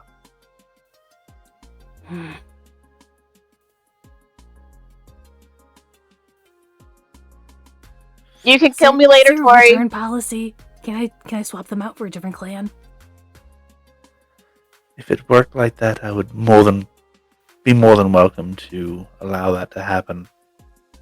But that's not how this works. And perhaps I can give you someone else that's more of a voice of reason. Cannot take any returns, though. I do apologize. Oh, don't you need someone to work in your shop? I'm sure one of them would suit it. No. Steven's a bit more of a wild card than I would like, and Beth has her own businesses to take care of. Right. Now, Beth, can I get a dexterity drive, please? Sure.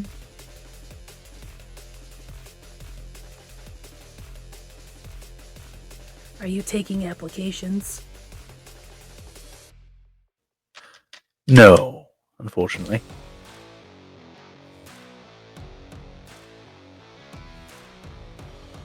Okay. That is 4 successes.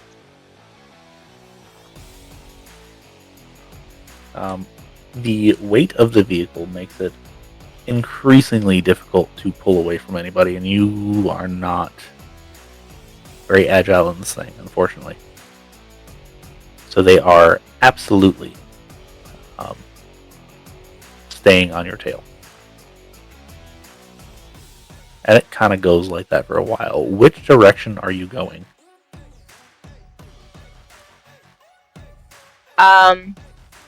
Well, definitely out of the werewolf territory.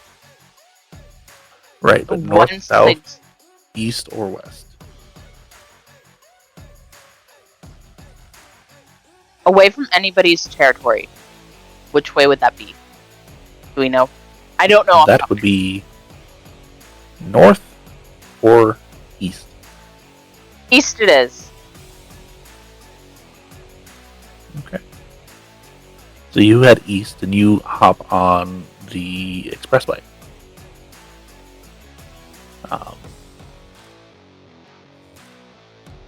Then there are a couple of vehicles that are chasing you.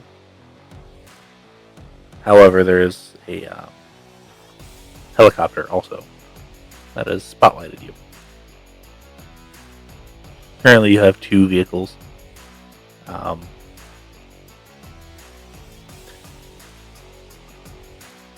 This is purely for me.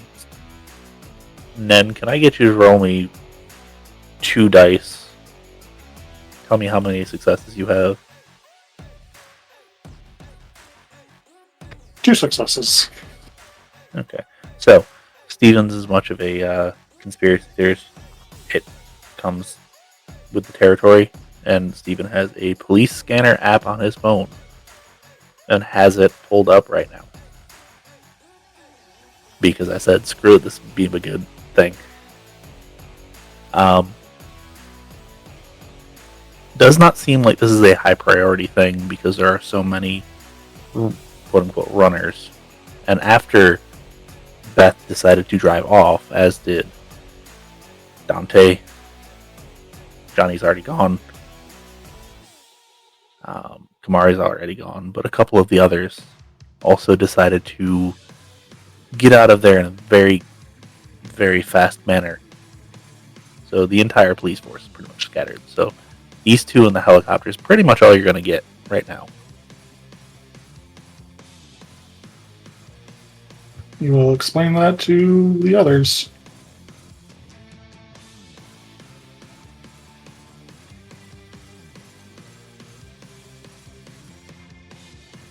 Bella's gonna break obfuscate to pull out her phone. So what is the plan to get out of this one? I don't know. The beast just said it's time to go, so I went.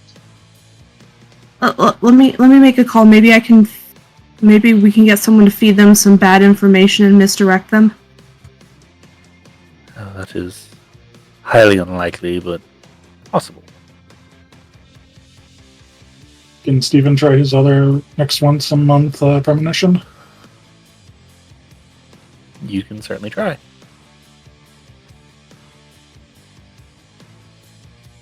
I believe that is an Fey, and actually Buttons, correct me on this, but it is a rouse check and a resolve and Prospects. Auspex. That would be correct, as I recall. Got the rails shook. Okay.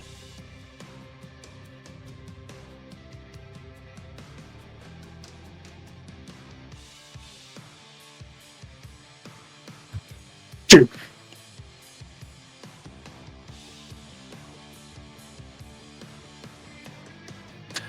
So you're kind of watching all of this unfold, and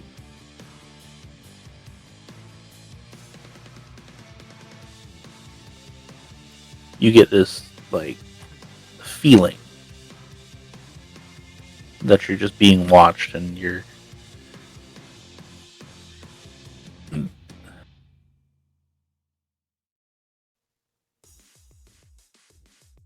trying to figure out how to make this as broad scope as I can without, yeah.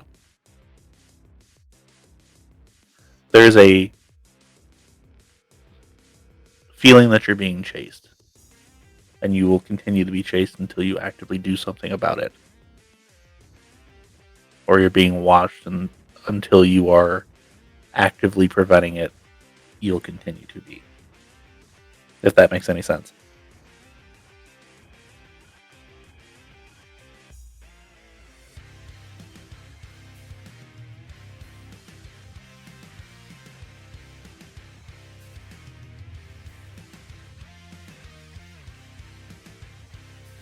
We could always ditch the car and scatter. That is a possibility. The other possibility is there's two of them plus a helicopter, right? Right. So, assuming the helicopter is a police helicopter, not a news helicopter, I have another idea. You might not be as well. We can ditch the car. You all can scatter, and I can clean up the mess. I don't like the sound of that. I would hate for you to have to do that alone, considering we caused this mess. Oh no, Stephen will be staying with me to clean it up. And then we will work on zeroing him out, making sure he no longer exists in any system.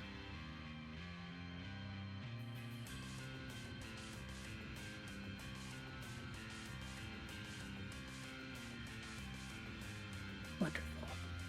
Just let me know how much you want me to pay you for that. Oh no, he will owe me, not you. You understand that back there? Yeah, let's focus on getting these three out of trouble. We'll handle the payment, whatever you need. Good. And he directs Beth to a specific address. We used to use these for our product transfers. It's an abandoned warehouse. Should be quick and easy. When we pull in there, if you want to stay, by all means do, but I don't believe that any of you will.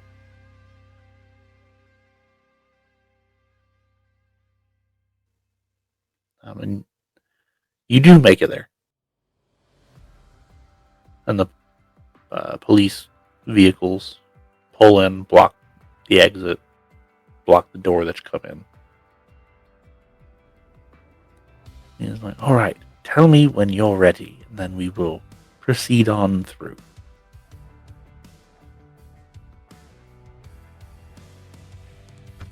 I'm ready. Us or Steven?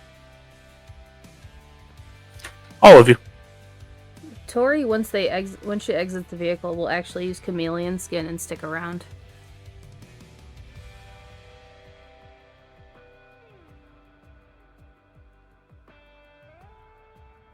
I passed.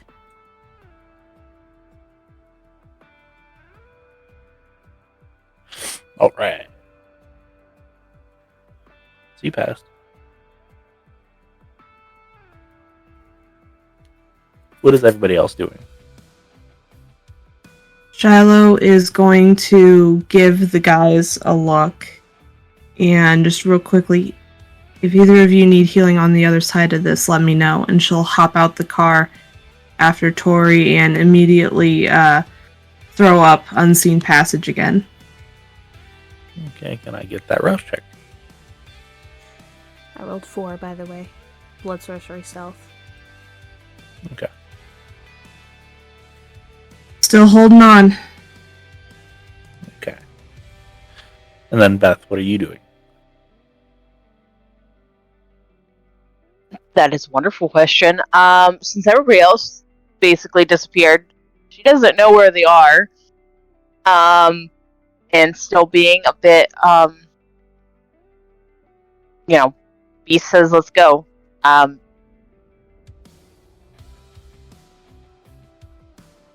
Apologies about that. Is there like a tree line or something she can hide in, or something like that? No, you can kind of just run outside, and there are buildings that you can pop through. Yeah. Go in and out. Try to stay as inconspicuous as possible. Okay. So, Tory's going to chameleon skin, stay in the warehouse. Shiloh's going to obfuscate. You rolled 4. Shiloh, can I still get a dexterity and stealth? However, go ahead and add 3 dice.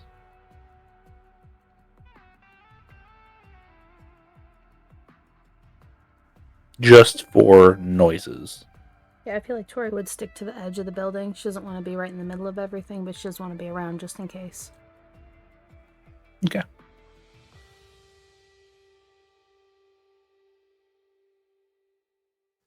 And then, Beth, can I get a stamina and athletics?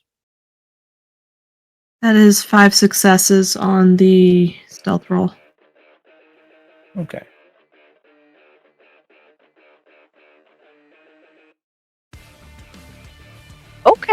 Okay.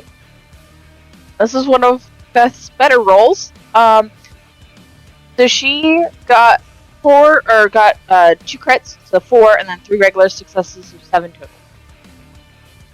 Okay. So Beth has no issues making it quite far, quite quickly. Shiloh, you make your way out of the building almost silent, not 100%. However, when the doors get flung open, you immediately hear shouting from the police officers. You hear helicopters overhead. And ultimately, everybody piles out, and the last 2 to come out are Cyril and Steven. And before you exit the vehicle, Cyril kind of looks at Steven. It's like, mind, claws. And much like a certain comic book character, claws come out of his hands. Nope, don't mind no one else. And he steps out. Like, officers, come on. I'm going to show you what to play. Does Steven follow? Yep, and he has a knife ready. Okay. Seeing all of that, they kind of panic and just start unloading. I will roll a handful of dice, and that will be how many actually hit. Most of which will miss. We have 1 hit.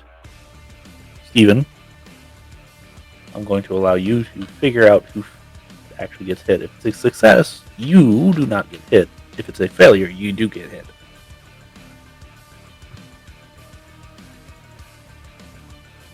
However, everybody else that is moving slowly, can I please get a dexterity and athletics?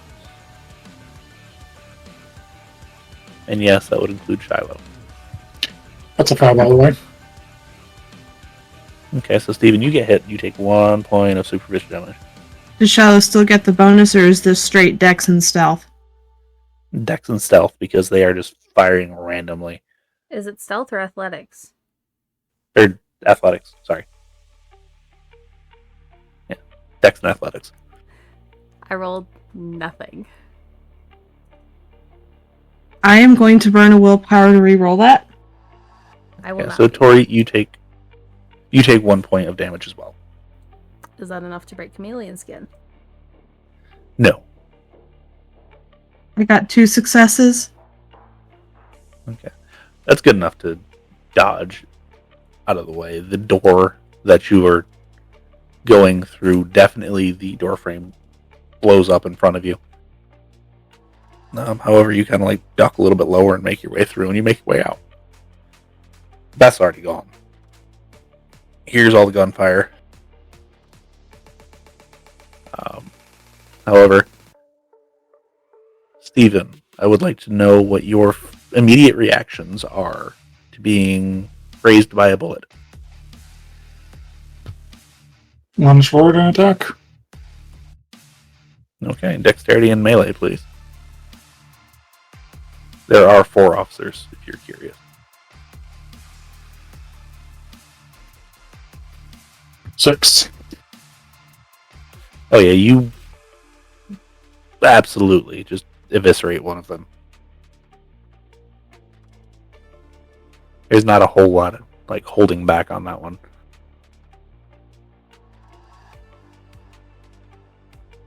I am looking for something, so hold on just a second.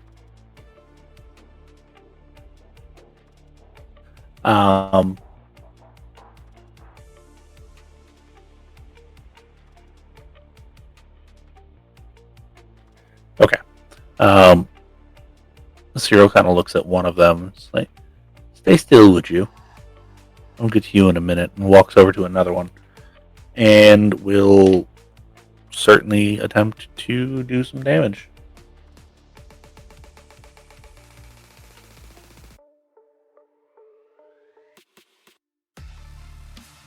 And will liberate them of their arms.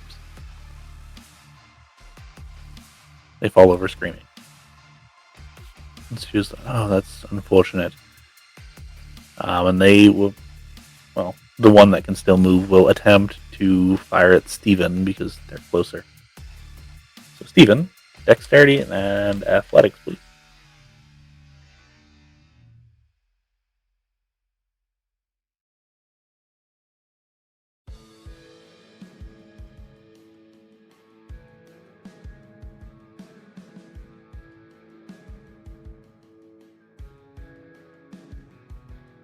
Two. Okay, you do get hit. You take 2 superficial damage.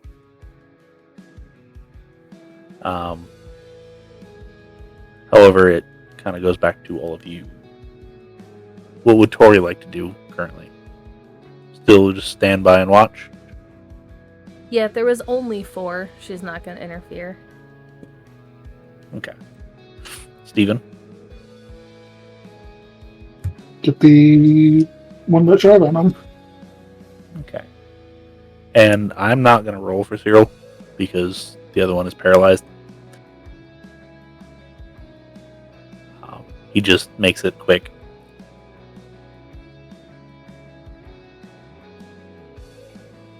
Gonna bring willpower real quick.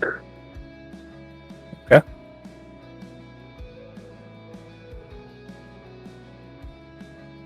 Four. 4, you say? You manage to sink the knife deep. Not quite deep enough to do what you did last time. But certainly deep, and he kind of falls over, kind of holds on to you as he falls over. And Cyril's like, keep that one alive, please. At least for now.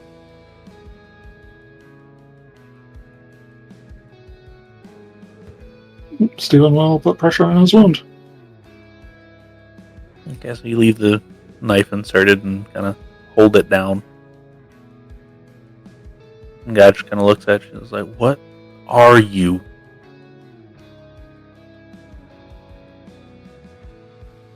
Don't worry about that. Yeah, right now.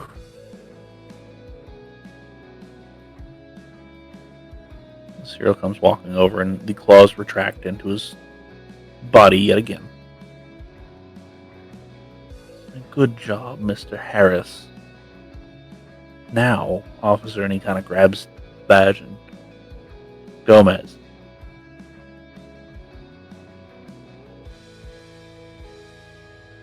How do you access your records?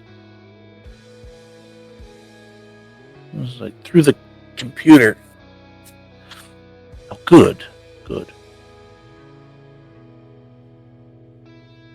Steven, do you know how to hack?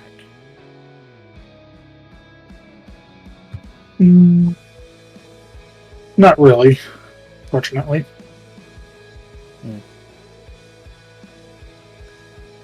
Well, good news. And he flips up the phone and pulls out his phone again. And you see him start doing stuff on the computer. You can hear him talking to somebody. Yes, this is the things that you need and get from all the stuff. Alright, Stephen, you are officially out of any database. Now, I have one final question for you. What is it? Why did you feel it necessary to steal a police car and then look up your own name? First part was because he tried to arrest me. Second part was just bad decision making on my end. I was kind of in a little bit of a panic. Huh.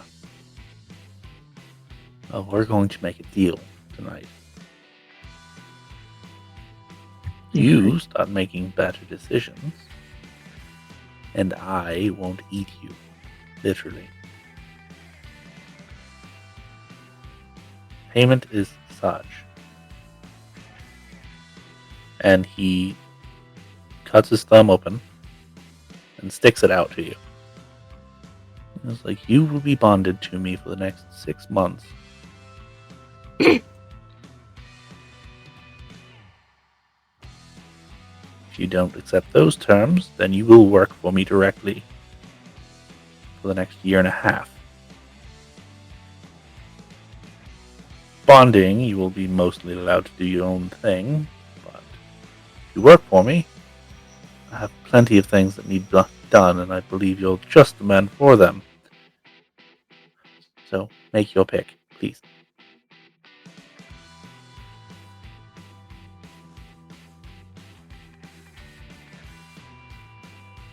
Not something that I typically like to do, however, circumstances deem it necessary.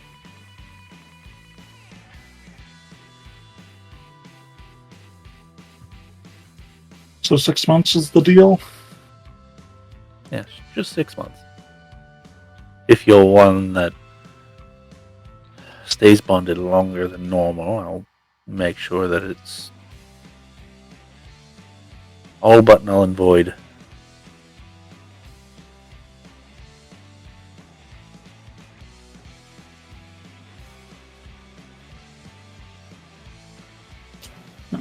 You help me get them out of trouble. It's mainly what I care about. And Stephen will accept his offer.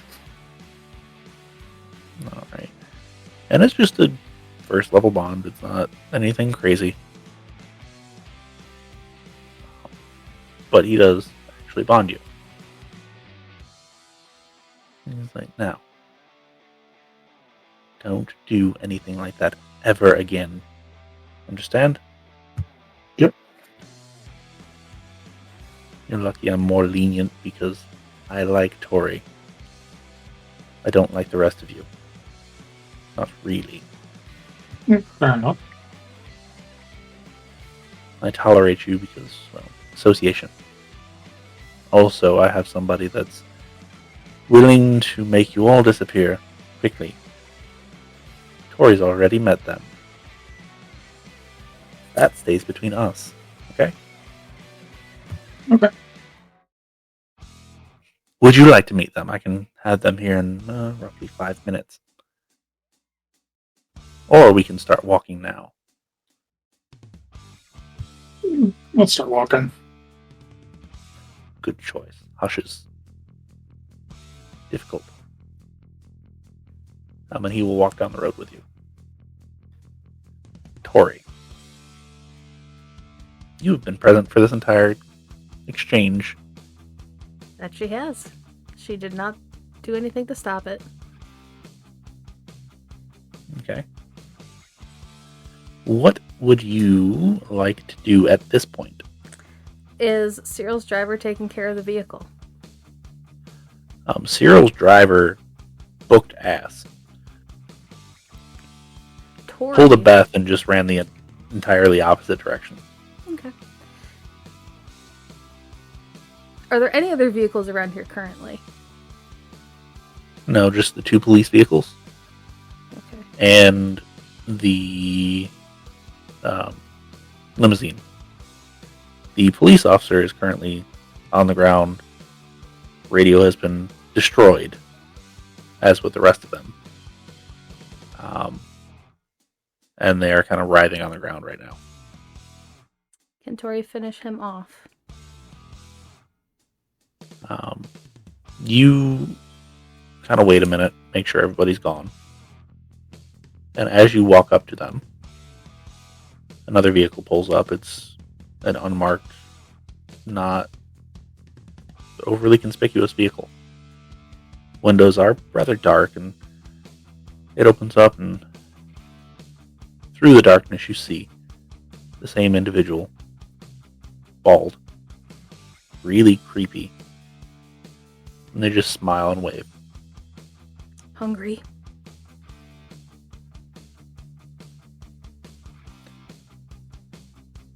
Not that hungry. Then she'll use the knife that Steven probably left there and finish off that police. And then look up.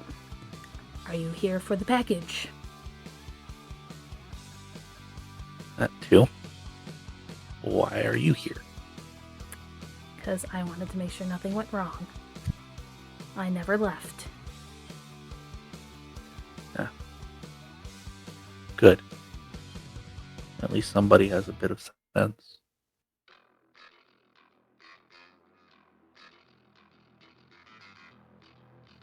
Now, help me load it in. It's heavy. Sure.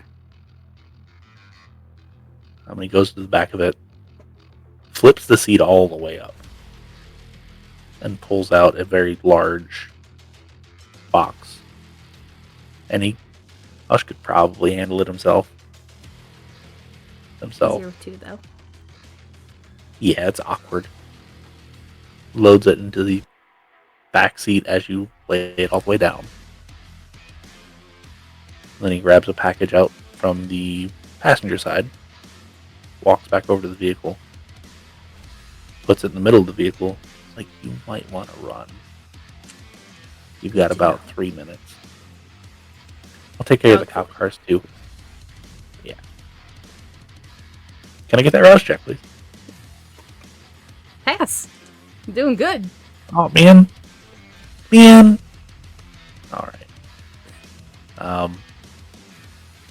And you see Hush kind of doing the same thing with the police vehicles, and before Tory runs off, it's like, we still have to have a meeting. An actual meeting. But I'll find you. Give it a nod. When he gets into the car, and I assume Tory runs off as well. Yes. Okay. Everybody at this point is a ways away. However, even from this far, you see the explosions. 3 explosions, just doof, doof, doof, and just big fireballs.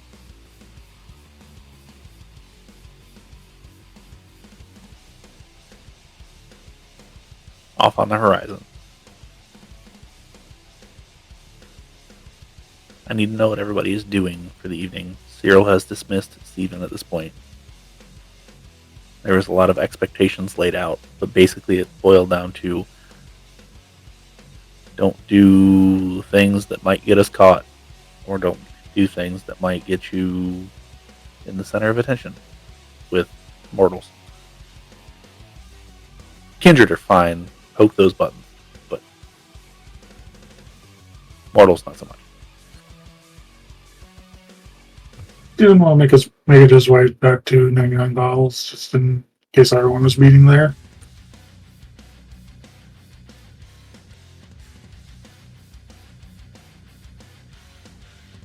Yeah, Tory would probably head to the bar.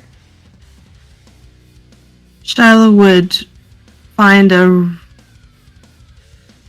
relatively populated spot, call an Uber from there, and direct it to head to the bar. And then on the way to the bar, she would text both Stephen and Cyril, "Are you both okay? Do you need healing?" Cyril will reply, peachy. Stephen's fine for the most part. Steven texts nothing I can't handle. That doesn't make me feel any better. It's just a flesh wound. Ha ha ha.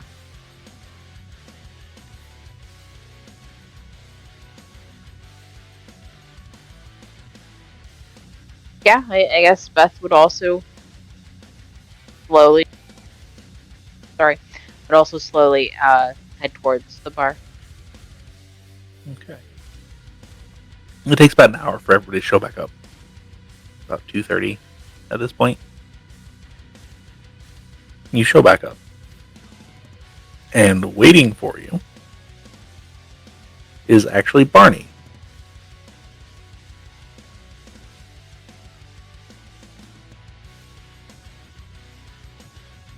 Barney?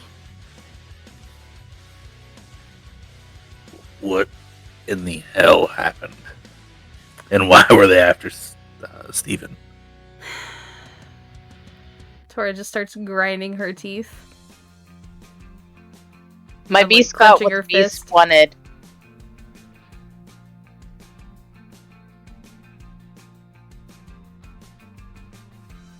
I don't know, Stephen. Why were they after us? It's because of the coke car I stole.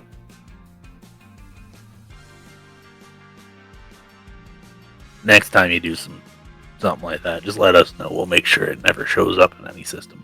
Okay? Sounds good. Now, that being said, the only reason why I know what the answer was beforehand is because Franny told me. Because Franny got a call from Cyril. And she had to do some stuff.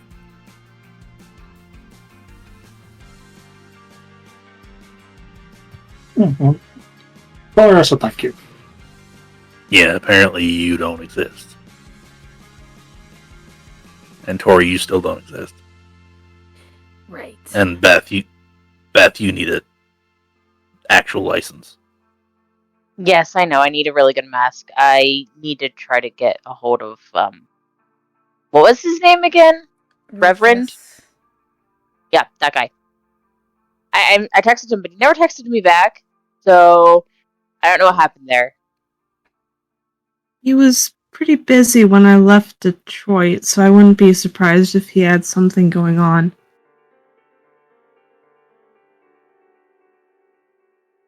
I'm sure.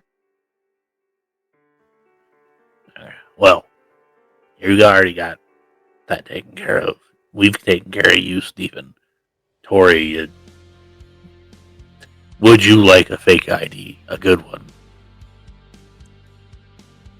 Let me know what it costs. Too late. And he just hands you one. Yeah, when the cop came up and you were like, I don't have one. I was like, uh-oh. I've never So- done anything to need one since I died, nor have I been put in a position where it was required. Well, now, on plastic, you are Linda Hargrove. Lovely. Look, worst names that could have been made. I promise you that will never come up again. You just show it and, okay, cool, you're good. Yeah, that's the only thing we got for you. We actually stole the DMV's ID maker, so it's passable.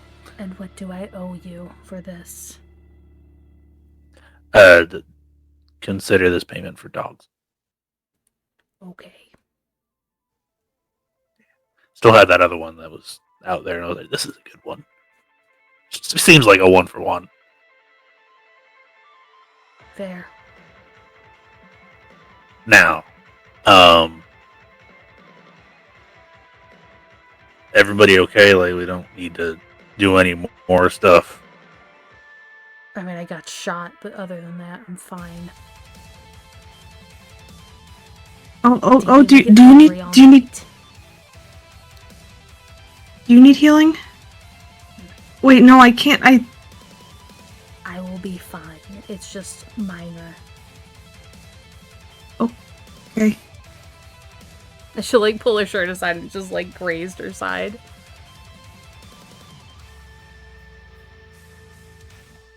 So, I wanted to make sure everybody was okay. Steven,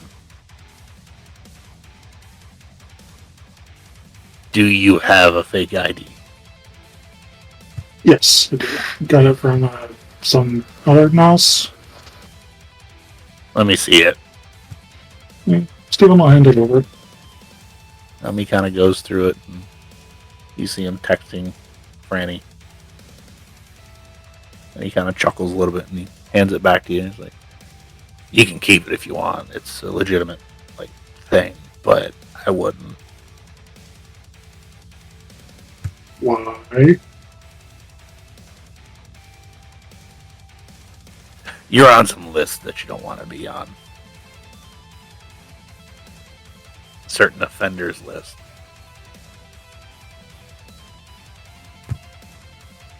I'm sorry, Steven. Are you telling me, as paranoid as you are, with the warning I gave you, that you didn't look this up, but you looked up your own goddamn name? Yeah. I kind of figured since the guy had your recommendation, he was probably semi-okay. Probably would just overcharge me. Trust it.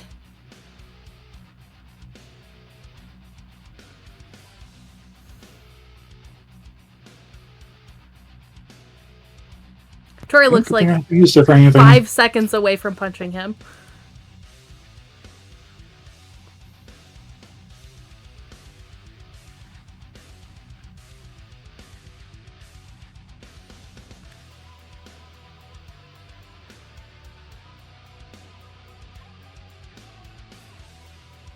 Anyway, Beth, if you haven't heard back from that guy by the end of next week, let me know.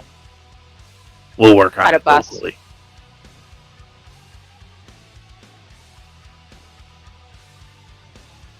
And I'm going to leave before you kill him. So have fun with that, Steven.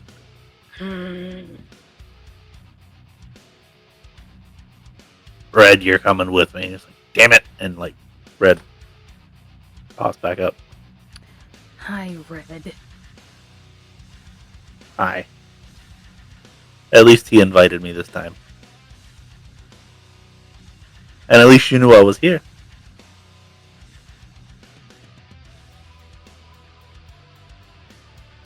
If you need to borrow something to beat his face in, just let me know. I got something. I'm attempting to not do that. Really, really hard. And he kind of laughs and pats Steven on the shoulder. And show you'll be fine. Y'all have a good night now. Yeah, I'll probably wake up eventually. Let's hope. and they both walk out.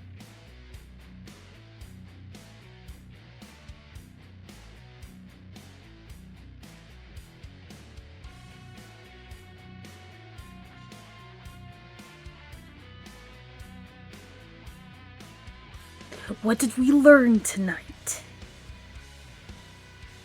That the beast gets what the beast wants. Is that really the lesson you would like to take from this?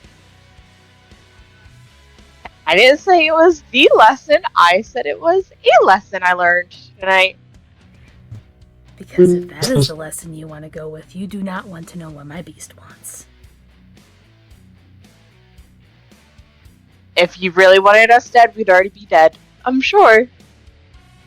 Or actually, we would probably just be your little snack bags in your bed. Beth, No, I'm not helping. Talk No, about I that don't care. in the open. Okay, I'm gonna run now. Bye-bye! And Beth will just walk out the door.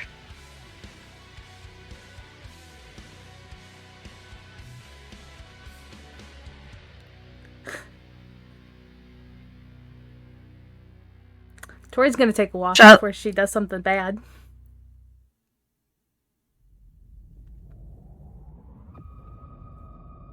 as soon as Tory's out the door, Shiloh's gonna bolt. She doesn't want to be around Tory if Tory snaps. That's just bad news for both of them. Steven's also going to leave because it's more likely she's going to snap on him than anyone else. Yeah. So, all of you are making your way back to your havens. Except for Tory, of course. She's kind of just decompressing. Yeah.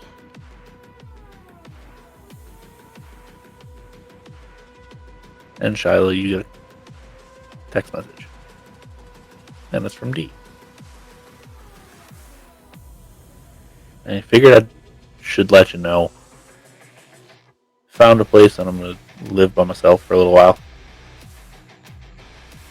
Don't know if I'm going to stay in Atlanta, but at least I'll be here until a couple months down the road. Appreciate the room, appreciate the hospitality, and appreciate you getting me out of there. But I think I'm far enough in that we're good now.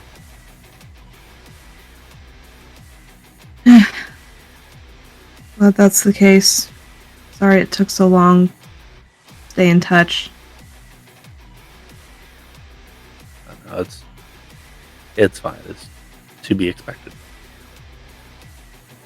And of course I will, when I have the ability to, I'll try to.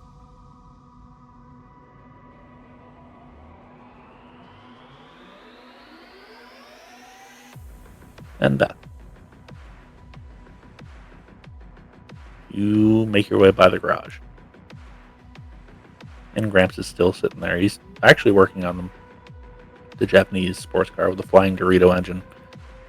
And he's actually got it apart. And he's actually figuring it out. And he's like, oh, hi. How'd your meeting go? Meeting went good. After meeting, not so much. I definitely pushed buttons with Tory tonight. And probably Shiloh. Maybe Steven, I don't know. But sometimes you can't control yourself and it's fine. Anyways, we're not going to talk about that anymore.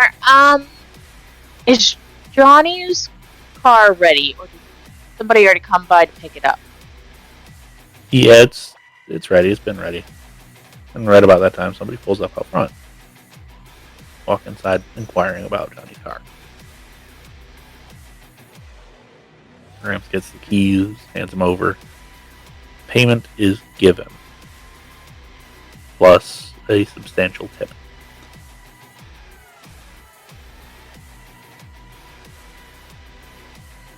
Okay. Keep it in the safe.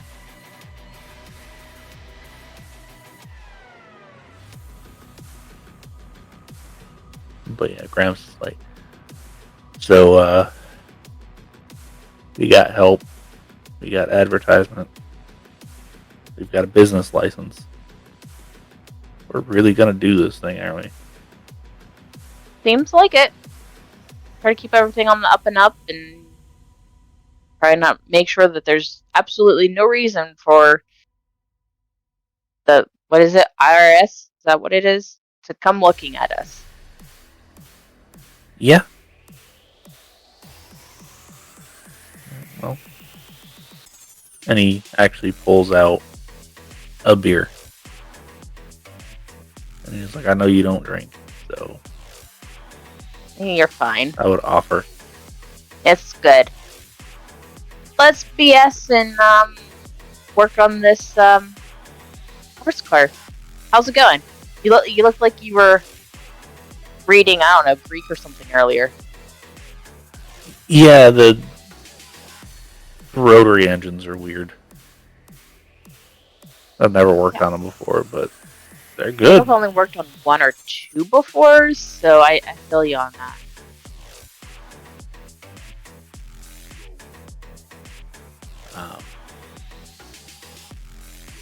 But yeah, he continues doing what he's doing, makes small talk with you. And the night kind of goes on. Steven, you get far enough away. And you actually find a hotel, kind of get settled in. Then your phone goes off. And it is actually your dad.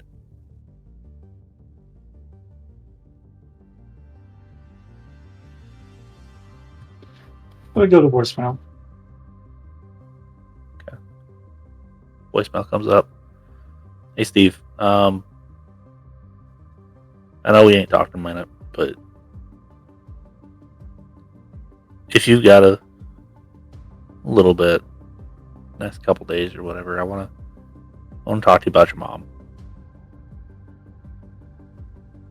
She's saying she wants to try to fix things with you. I think that might not be the worst idea in the world. No, you can't really fix it, but try to make it not as bad as kind of where we're sitting. Give me a call back, or even if you want to text me, that's fine too. I'll relay the message. Just let me know.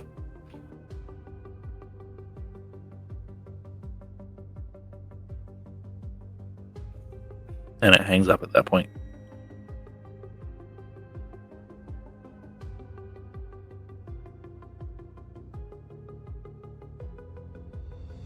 I guess just thinking about it for a bit.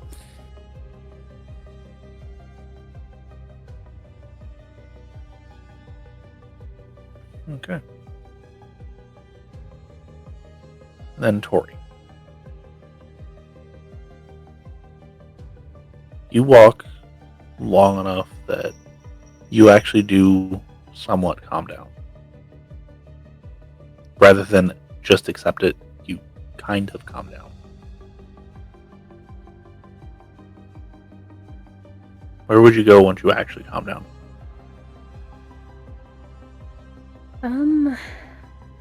Well, she had. What time is it? How much time would she have? It'd probably be about 2:30, 3 o'clock, somewhere in there. So a few hours still. I think she might be able to do the thing with the templates now. She'd text them. Okay. And yeah, they would absolutely invite you over. She'd swing by and get one of those kegs that Cameron got for her. Okay. And you load it up and you head on over. On the way over, you get a call from a number you don't actually recognize. It is a Tennessee number, though. She would answer it. Immediately when answered, hello, is this Miss Griffin? Who is this? We have a report here that we would like to inquire about. Apparently there were some happenings in Atlanta that you were witness to. We are a investigative service, and my boss would like to talk to you at some point, either this week or next, whatever is your earliest convenience. If you could please come to the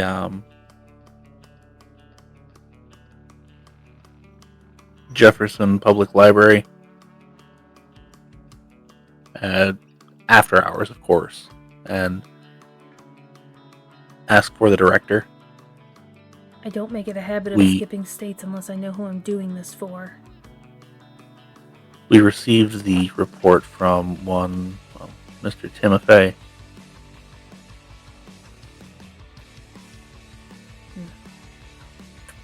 I see.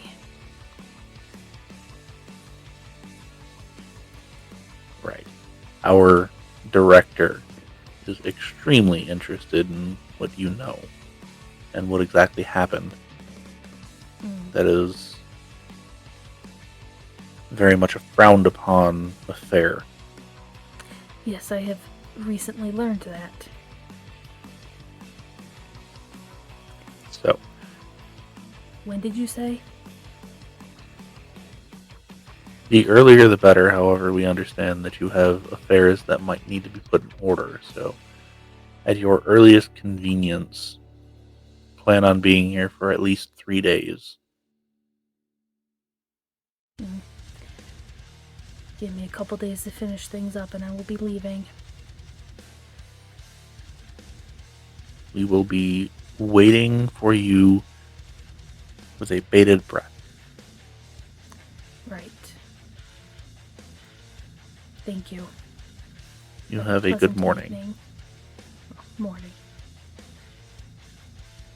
And they will audibly hang up. Tory will continue on her way. You make it to the Thin Blood House. Mm-hmm. And they actually have the human blood ready when you get there. Okay. So she will do that. And then if Cook has his extra drink that he wants, she'll do that too. Yeah, he has acquired about 3 or 4 jars of it. As long as they can supply her with the blood to feed, she will do kind of whatever they want. As long as the keg gets done. Yep.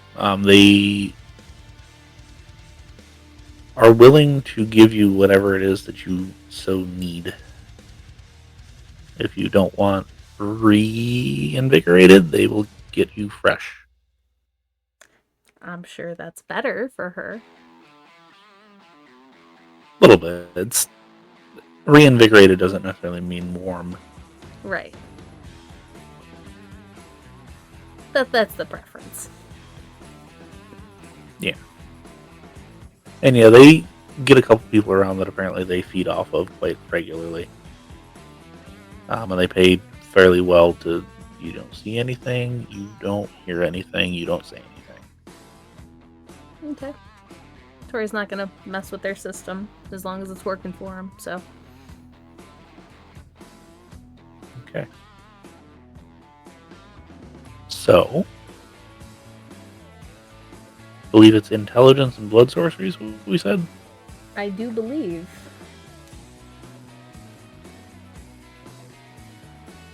And do you have what are your specializations in, like, science?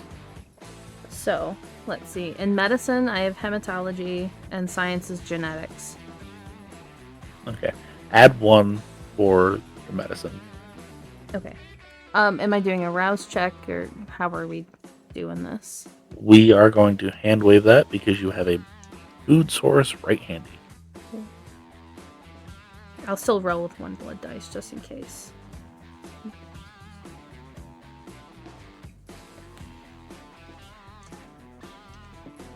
And then add 1. Correct, yes.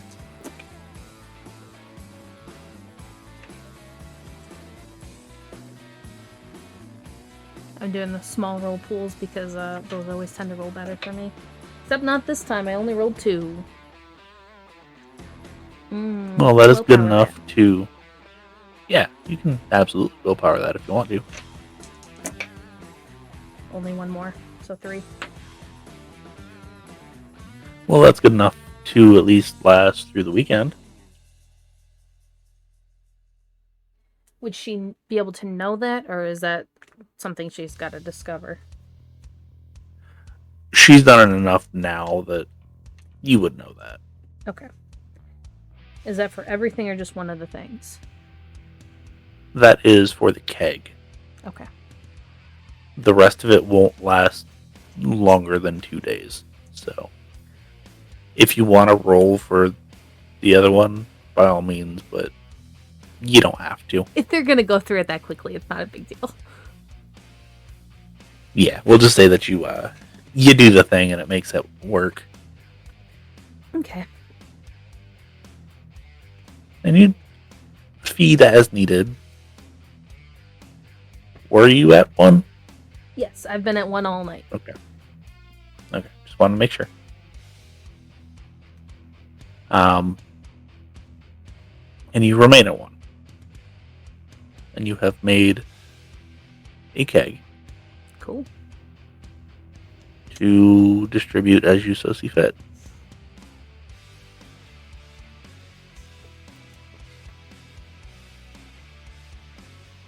I don't know how to go about selling this, honestly. Might not hurt to put out a flash event for your people and just say, go to 99 bottles and sell it there. Right. There gotta be some, like, code word or something to order the bloody beer. Yeah. We'll figure that out, I'm sure. But she would take it back to 99 bottles and kind of tell Cameron that this is the special stuff that she's learned to make for her kind. And call it the night brew. I like it. It'll only last the weekend before it turns. And she'll write the date on it. Well, have your people come by, and I'm sure we could probably sell quite a bit of this. Yeah. I'll give you... Send it out a message. I'll make sure the money's put aside for you. Sounds good. Obviously, I need enough to cover my costs, but Of course. beyond that, yeah. And she would send out a text, definitely to the Barons, and then to a handful of other people that she thinks would do it, like Wink and that type of kindred that she knows, saying, like, swing by 99 bottles, ask for the night brew. It's X cost. You would immediately get a couple of responses, mainly from Wink and Dante, of, oh hell yeah, we'll be there tomorrow. Good till it's gone. Cyril's just like, I don't drink beer. But thank you. I figured. Johnny's like, I will swing by and pick up a little bit. I have a growler that I haven't used in about 20 years. I want to see if it still works.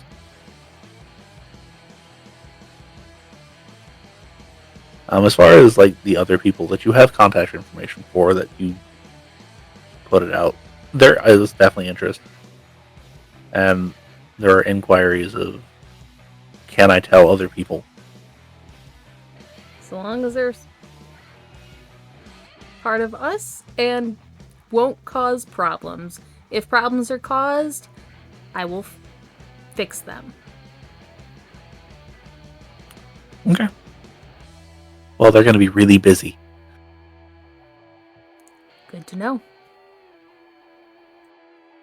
So yeah, we will end our coterie, or leave our coterie there for this evening.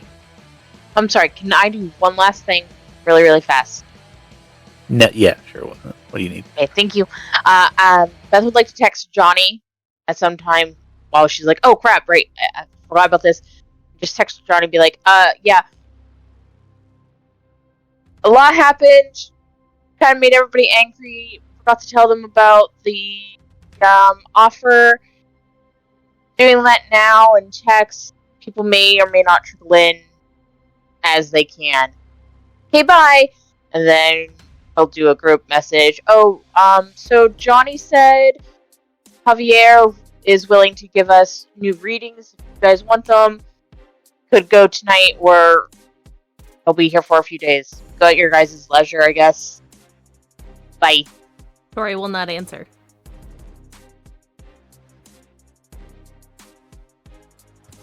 Steve won't expect I'll stop in when I can. Shiloh will respond, yeah, definitely not in a good spot to do that tonight. Maybe later.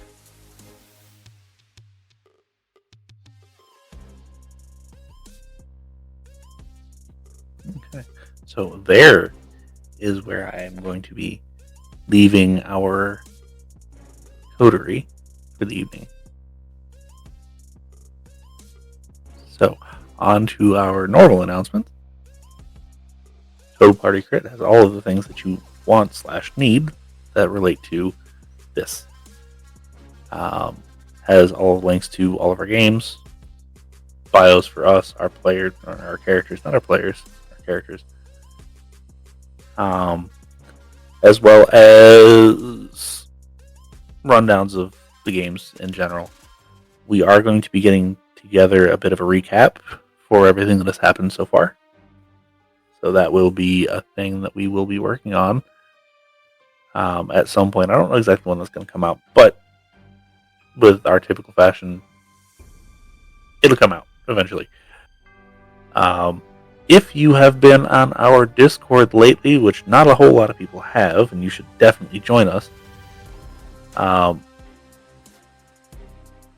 which you can find a link to on our website as well, you have seen certain graphics that Faye has come up with. We have plans for said graphics. So, both trying to get people to join our Discord as well as keep an eye out for stuff that contain that. I'm definitely making a new one this week. Yeah. I just finished Black Betty's auto repair and Detailing. I like how it looks. Yes. It looks amazing. So be on the lookout for stuff of that nature. I'm not going to tell you what or when or anything like that yet because we haven't made it that far. A few times, but it'll come at some point. Yes, you can at least see some of the graphics if you join the Discord. And then to go along with that, we have a link to DiceLegion.com where other people sell things, specifically dice. Who would have guessed? If you use our link, you get a certain percentage off. You get things like dice trays and dice and stickers and keychains and dice bags and all sorts of fun stuff. I haven't looked on there in the last week to even see what they have. I just know they have a lot of stuff. We would appreciate it if you went and supported them, even if you didn't use our code. But discounts, so why wouldn't you use our code? Because everybody needs more dice and stuff related to tabletop gaming. Then, finally, with our last link on there that really matters for a whole lot is Patreon. We do have a Patreon. Everybody knows how it works. So if you can support us monetarily, I would be greatly appreciative if you did that, and everybody would. If you can't, that's fine as well. Liking, subscribing, sharing, and letting everybody know either how great we are or how good enough we are to listen to would be great. If you think we're bad, let us know too, because comments will help us fix whatever issues we have. Can't fix what we don't know what's wrong. Yes. So, if you don't comment or like or follow or share or anything like that, we can't have good feedback, and we like feedback because, yeah. So that being said, do all that stuff. Do we have anything else that we would like to talk about? I don't think so. Please come join us Tuesday. It'll be a fun game. Yeah. Sure. The others know what they're playing already. Yeah, and I know what I'm playing. What? I get Not to play Rufus. You mean a Got it. backup character? Yeah, playing everybody's favorite Ravnos. Who will be Let's answering be honest Beth's here. text this coming game. Yes. It is just taking a minute because he's been exceedingly busy. And he was out Crazy. of service when it I don't came, know why. so you don't always see when you get out of service things. Yeah. So, with all of that being said, everybody have a good rest of their day, whether it be bright sunshine or not so much. And stay safe. Stay out of police cars. Don't look up yourself. That too. It's scary sometimes. And remember, always stir the pot, just like Beth. No, don't do that. Anyway, Good night. thanks for joining us, guys.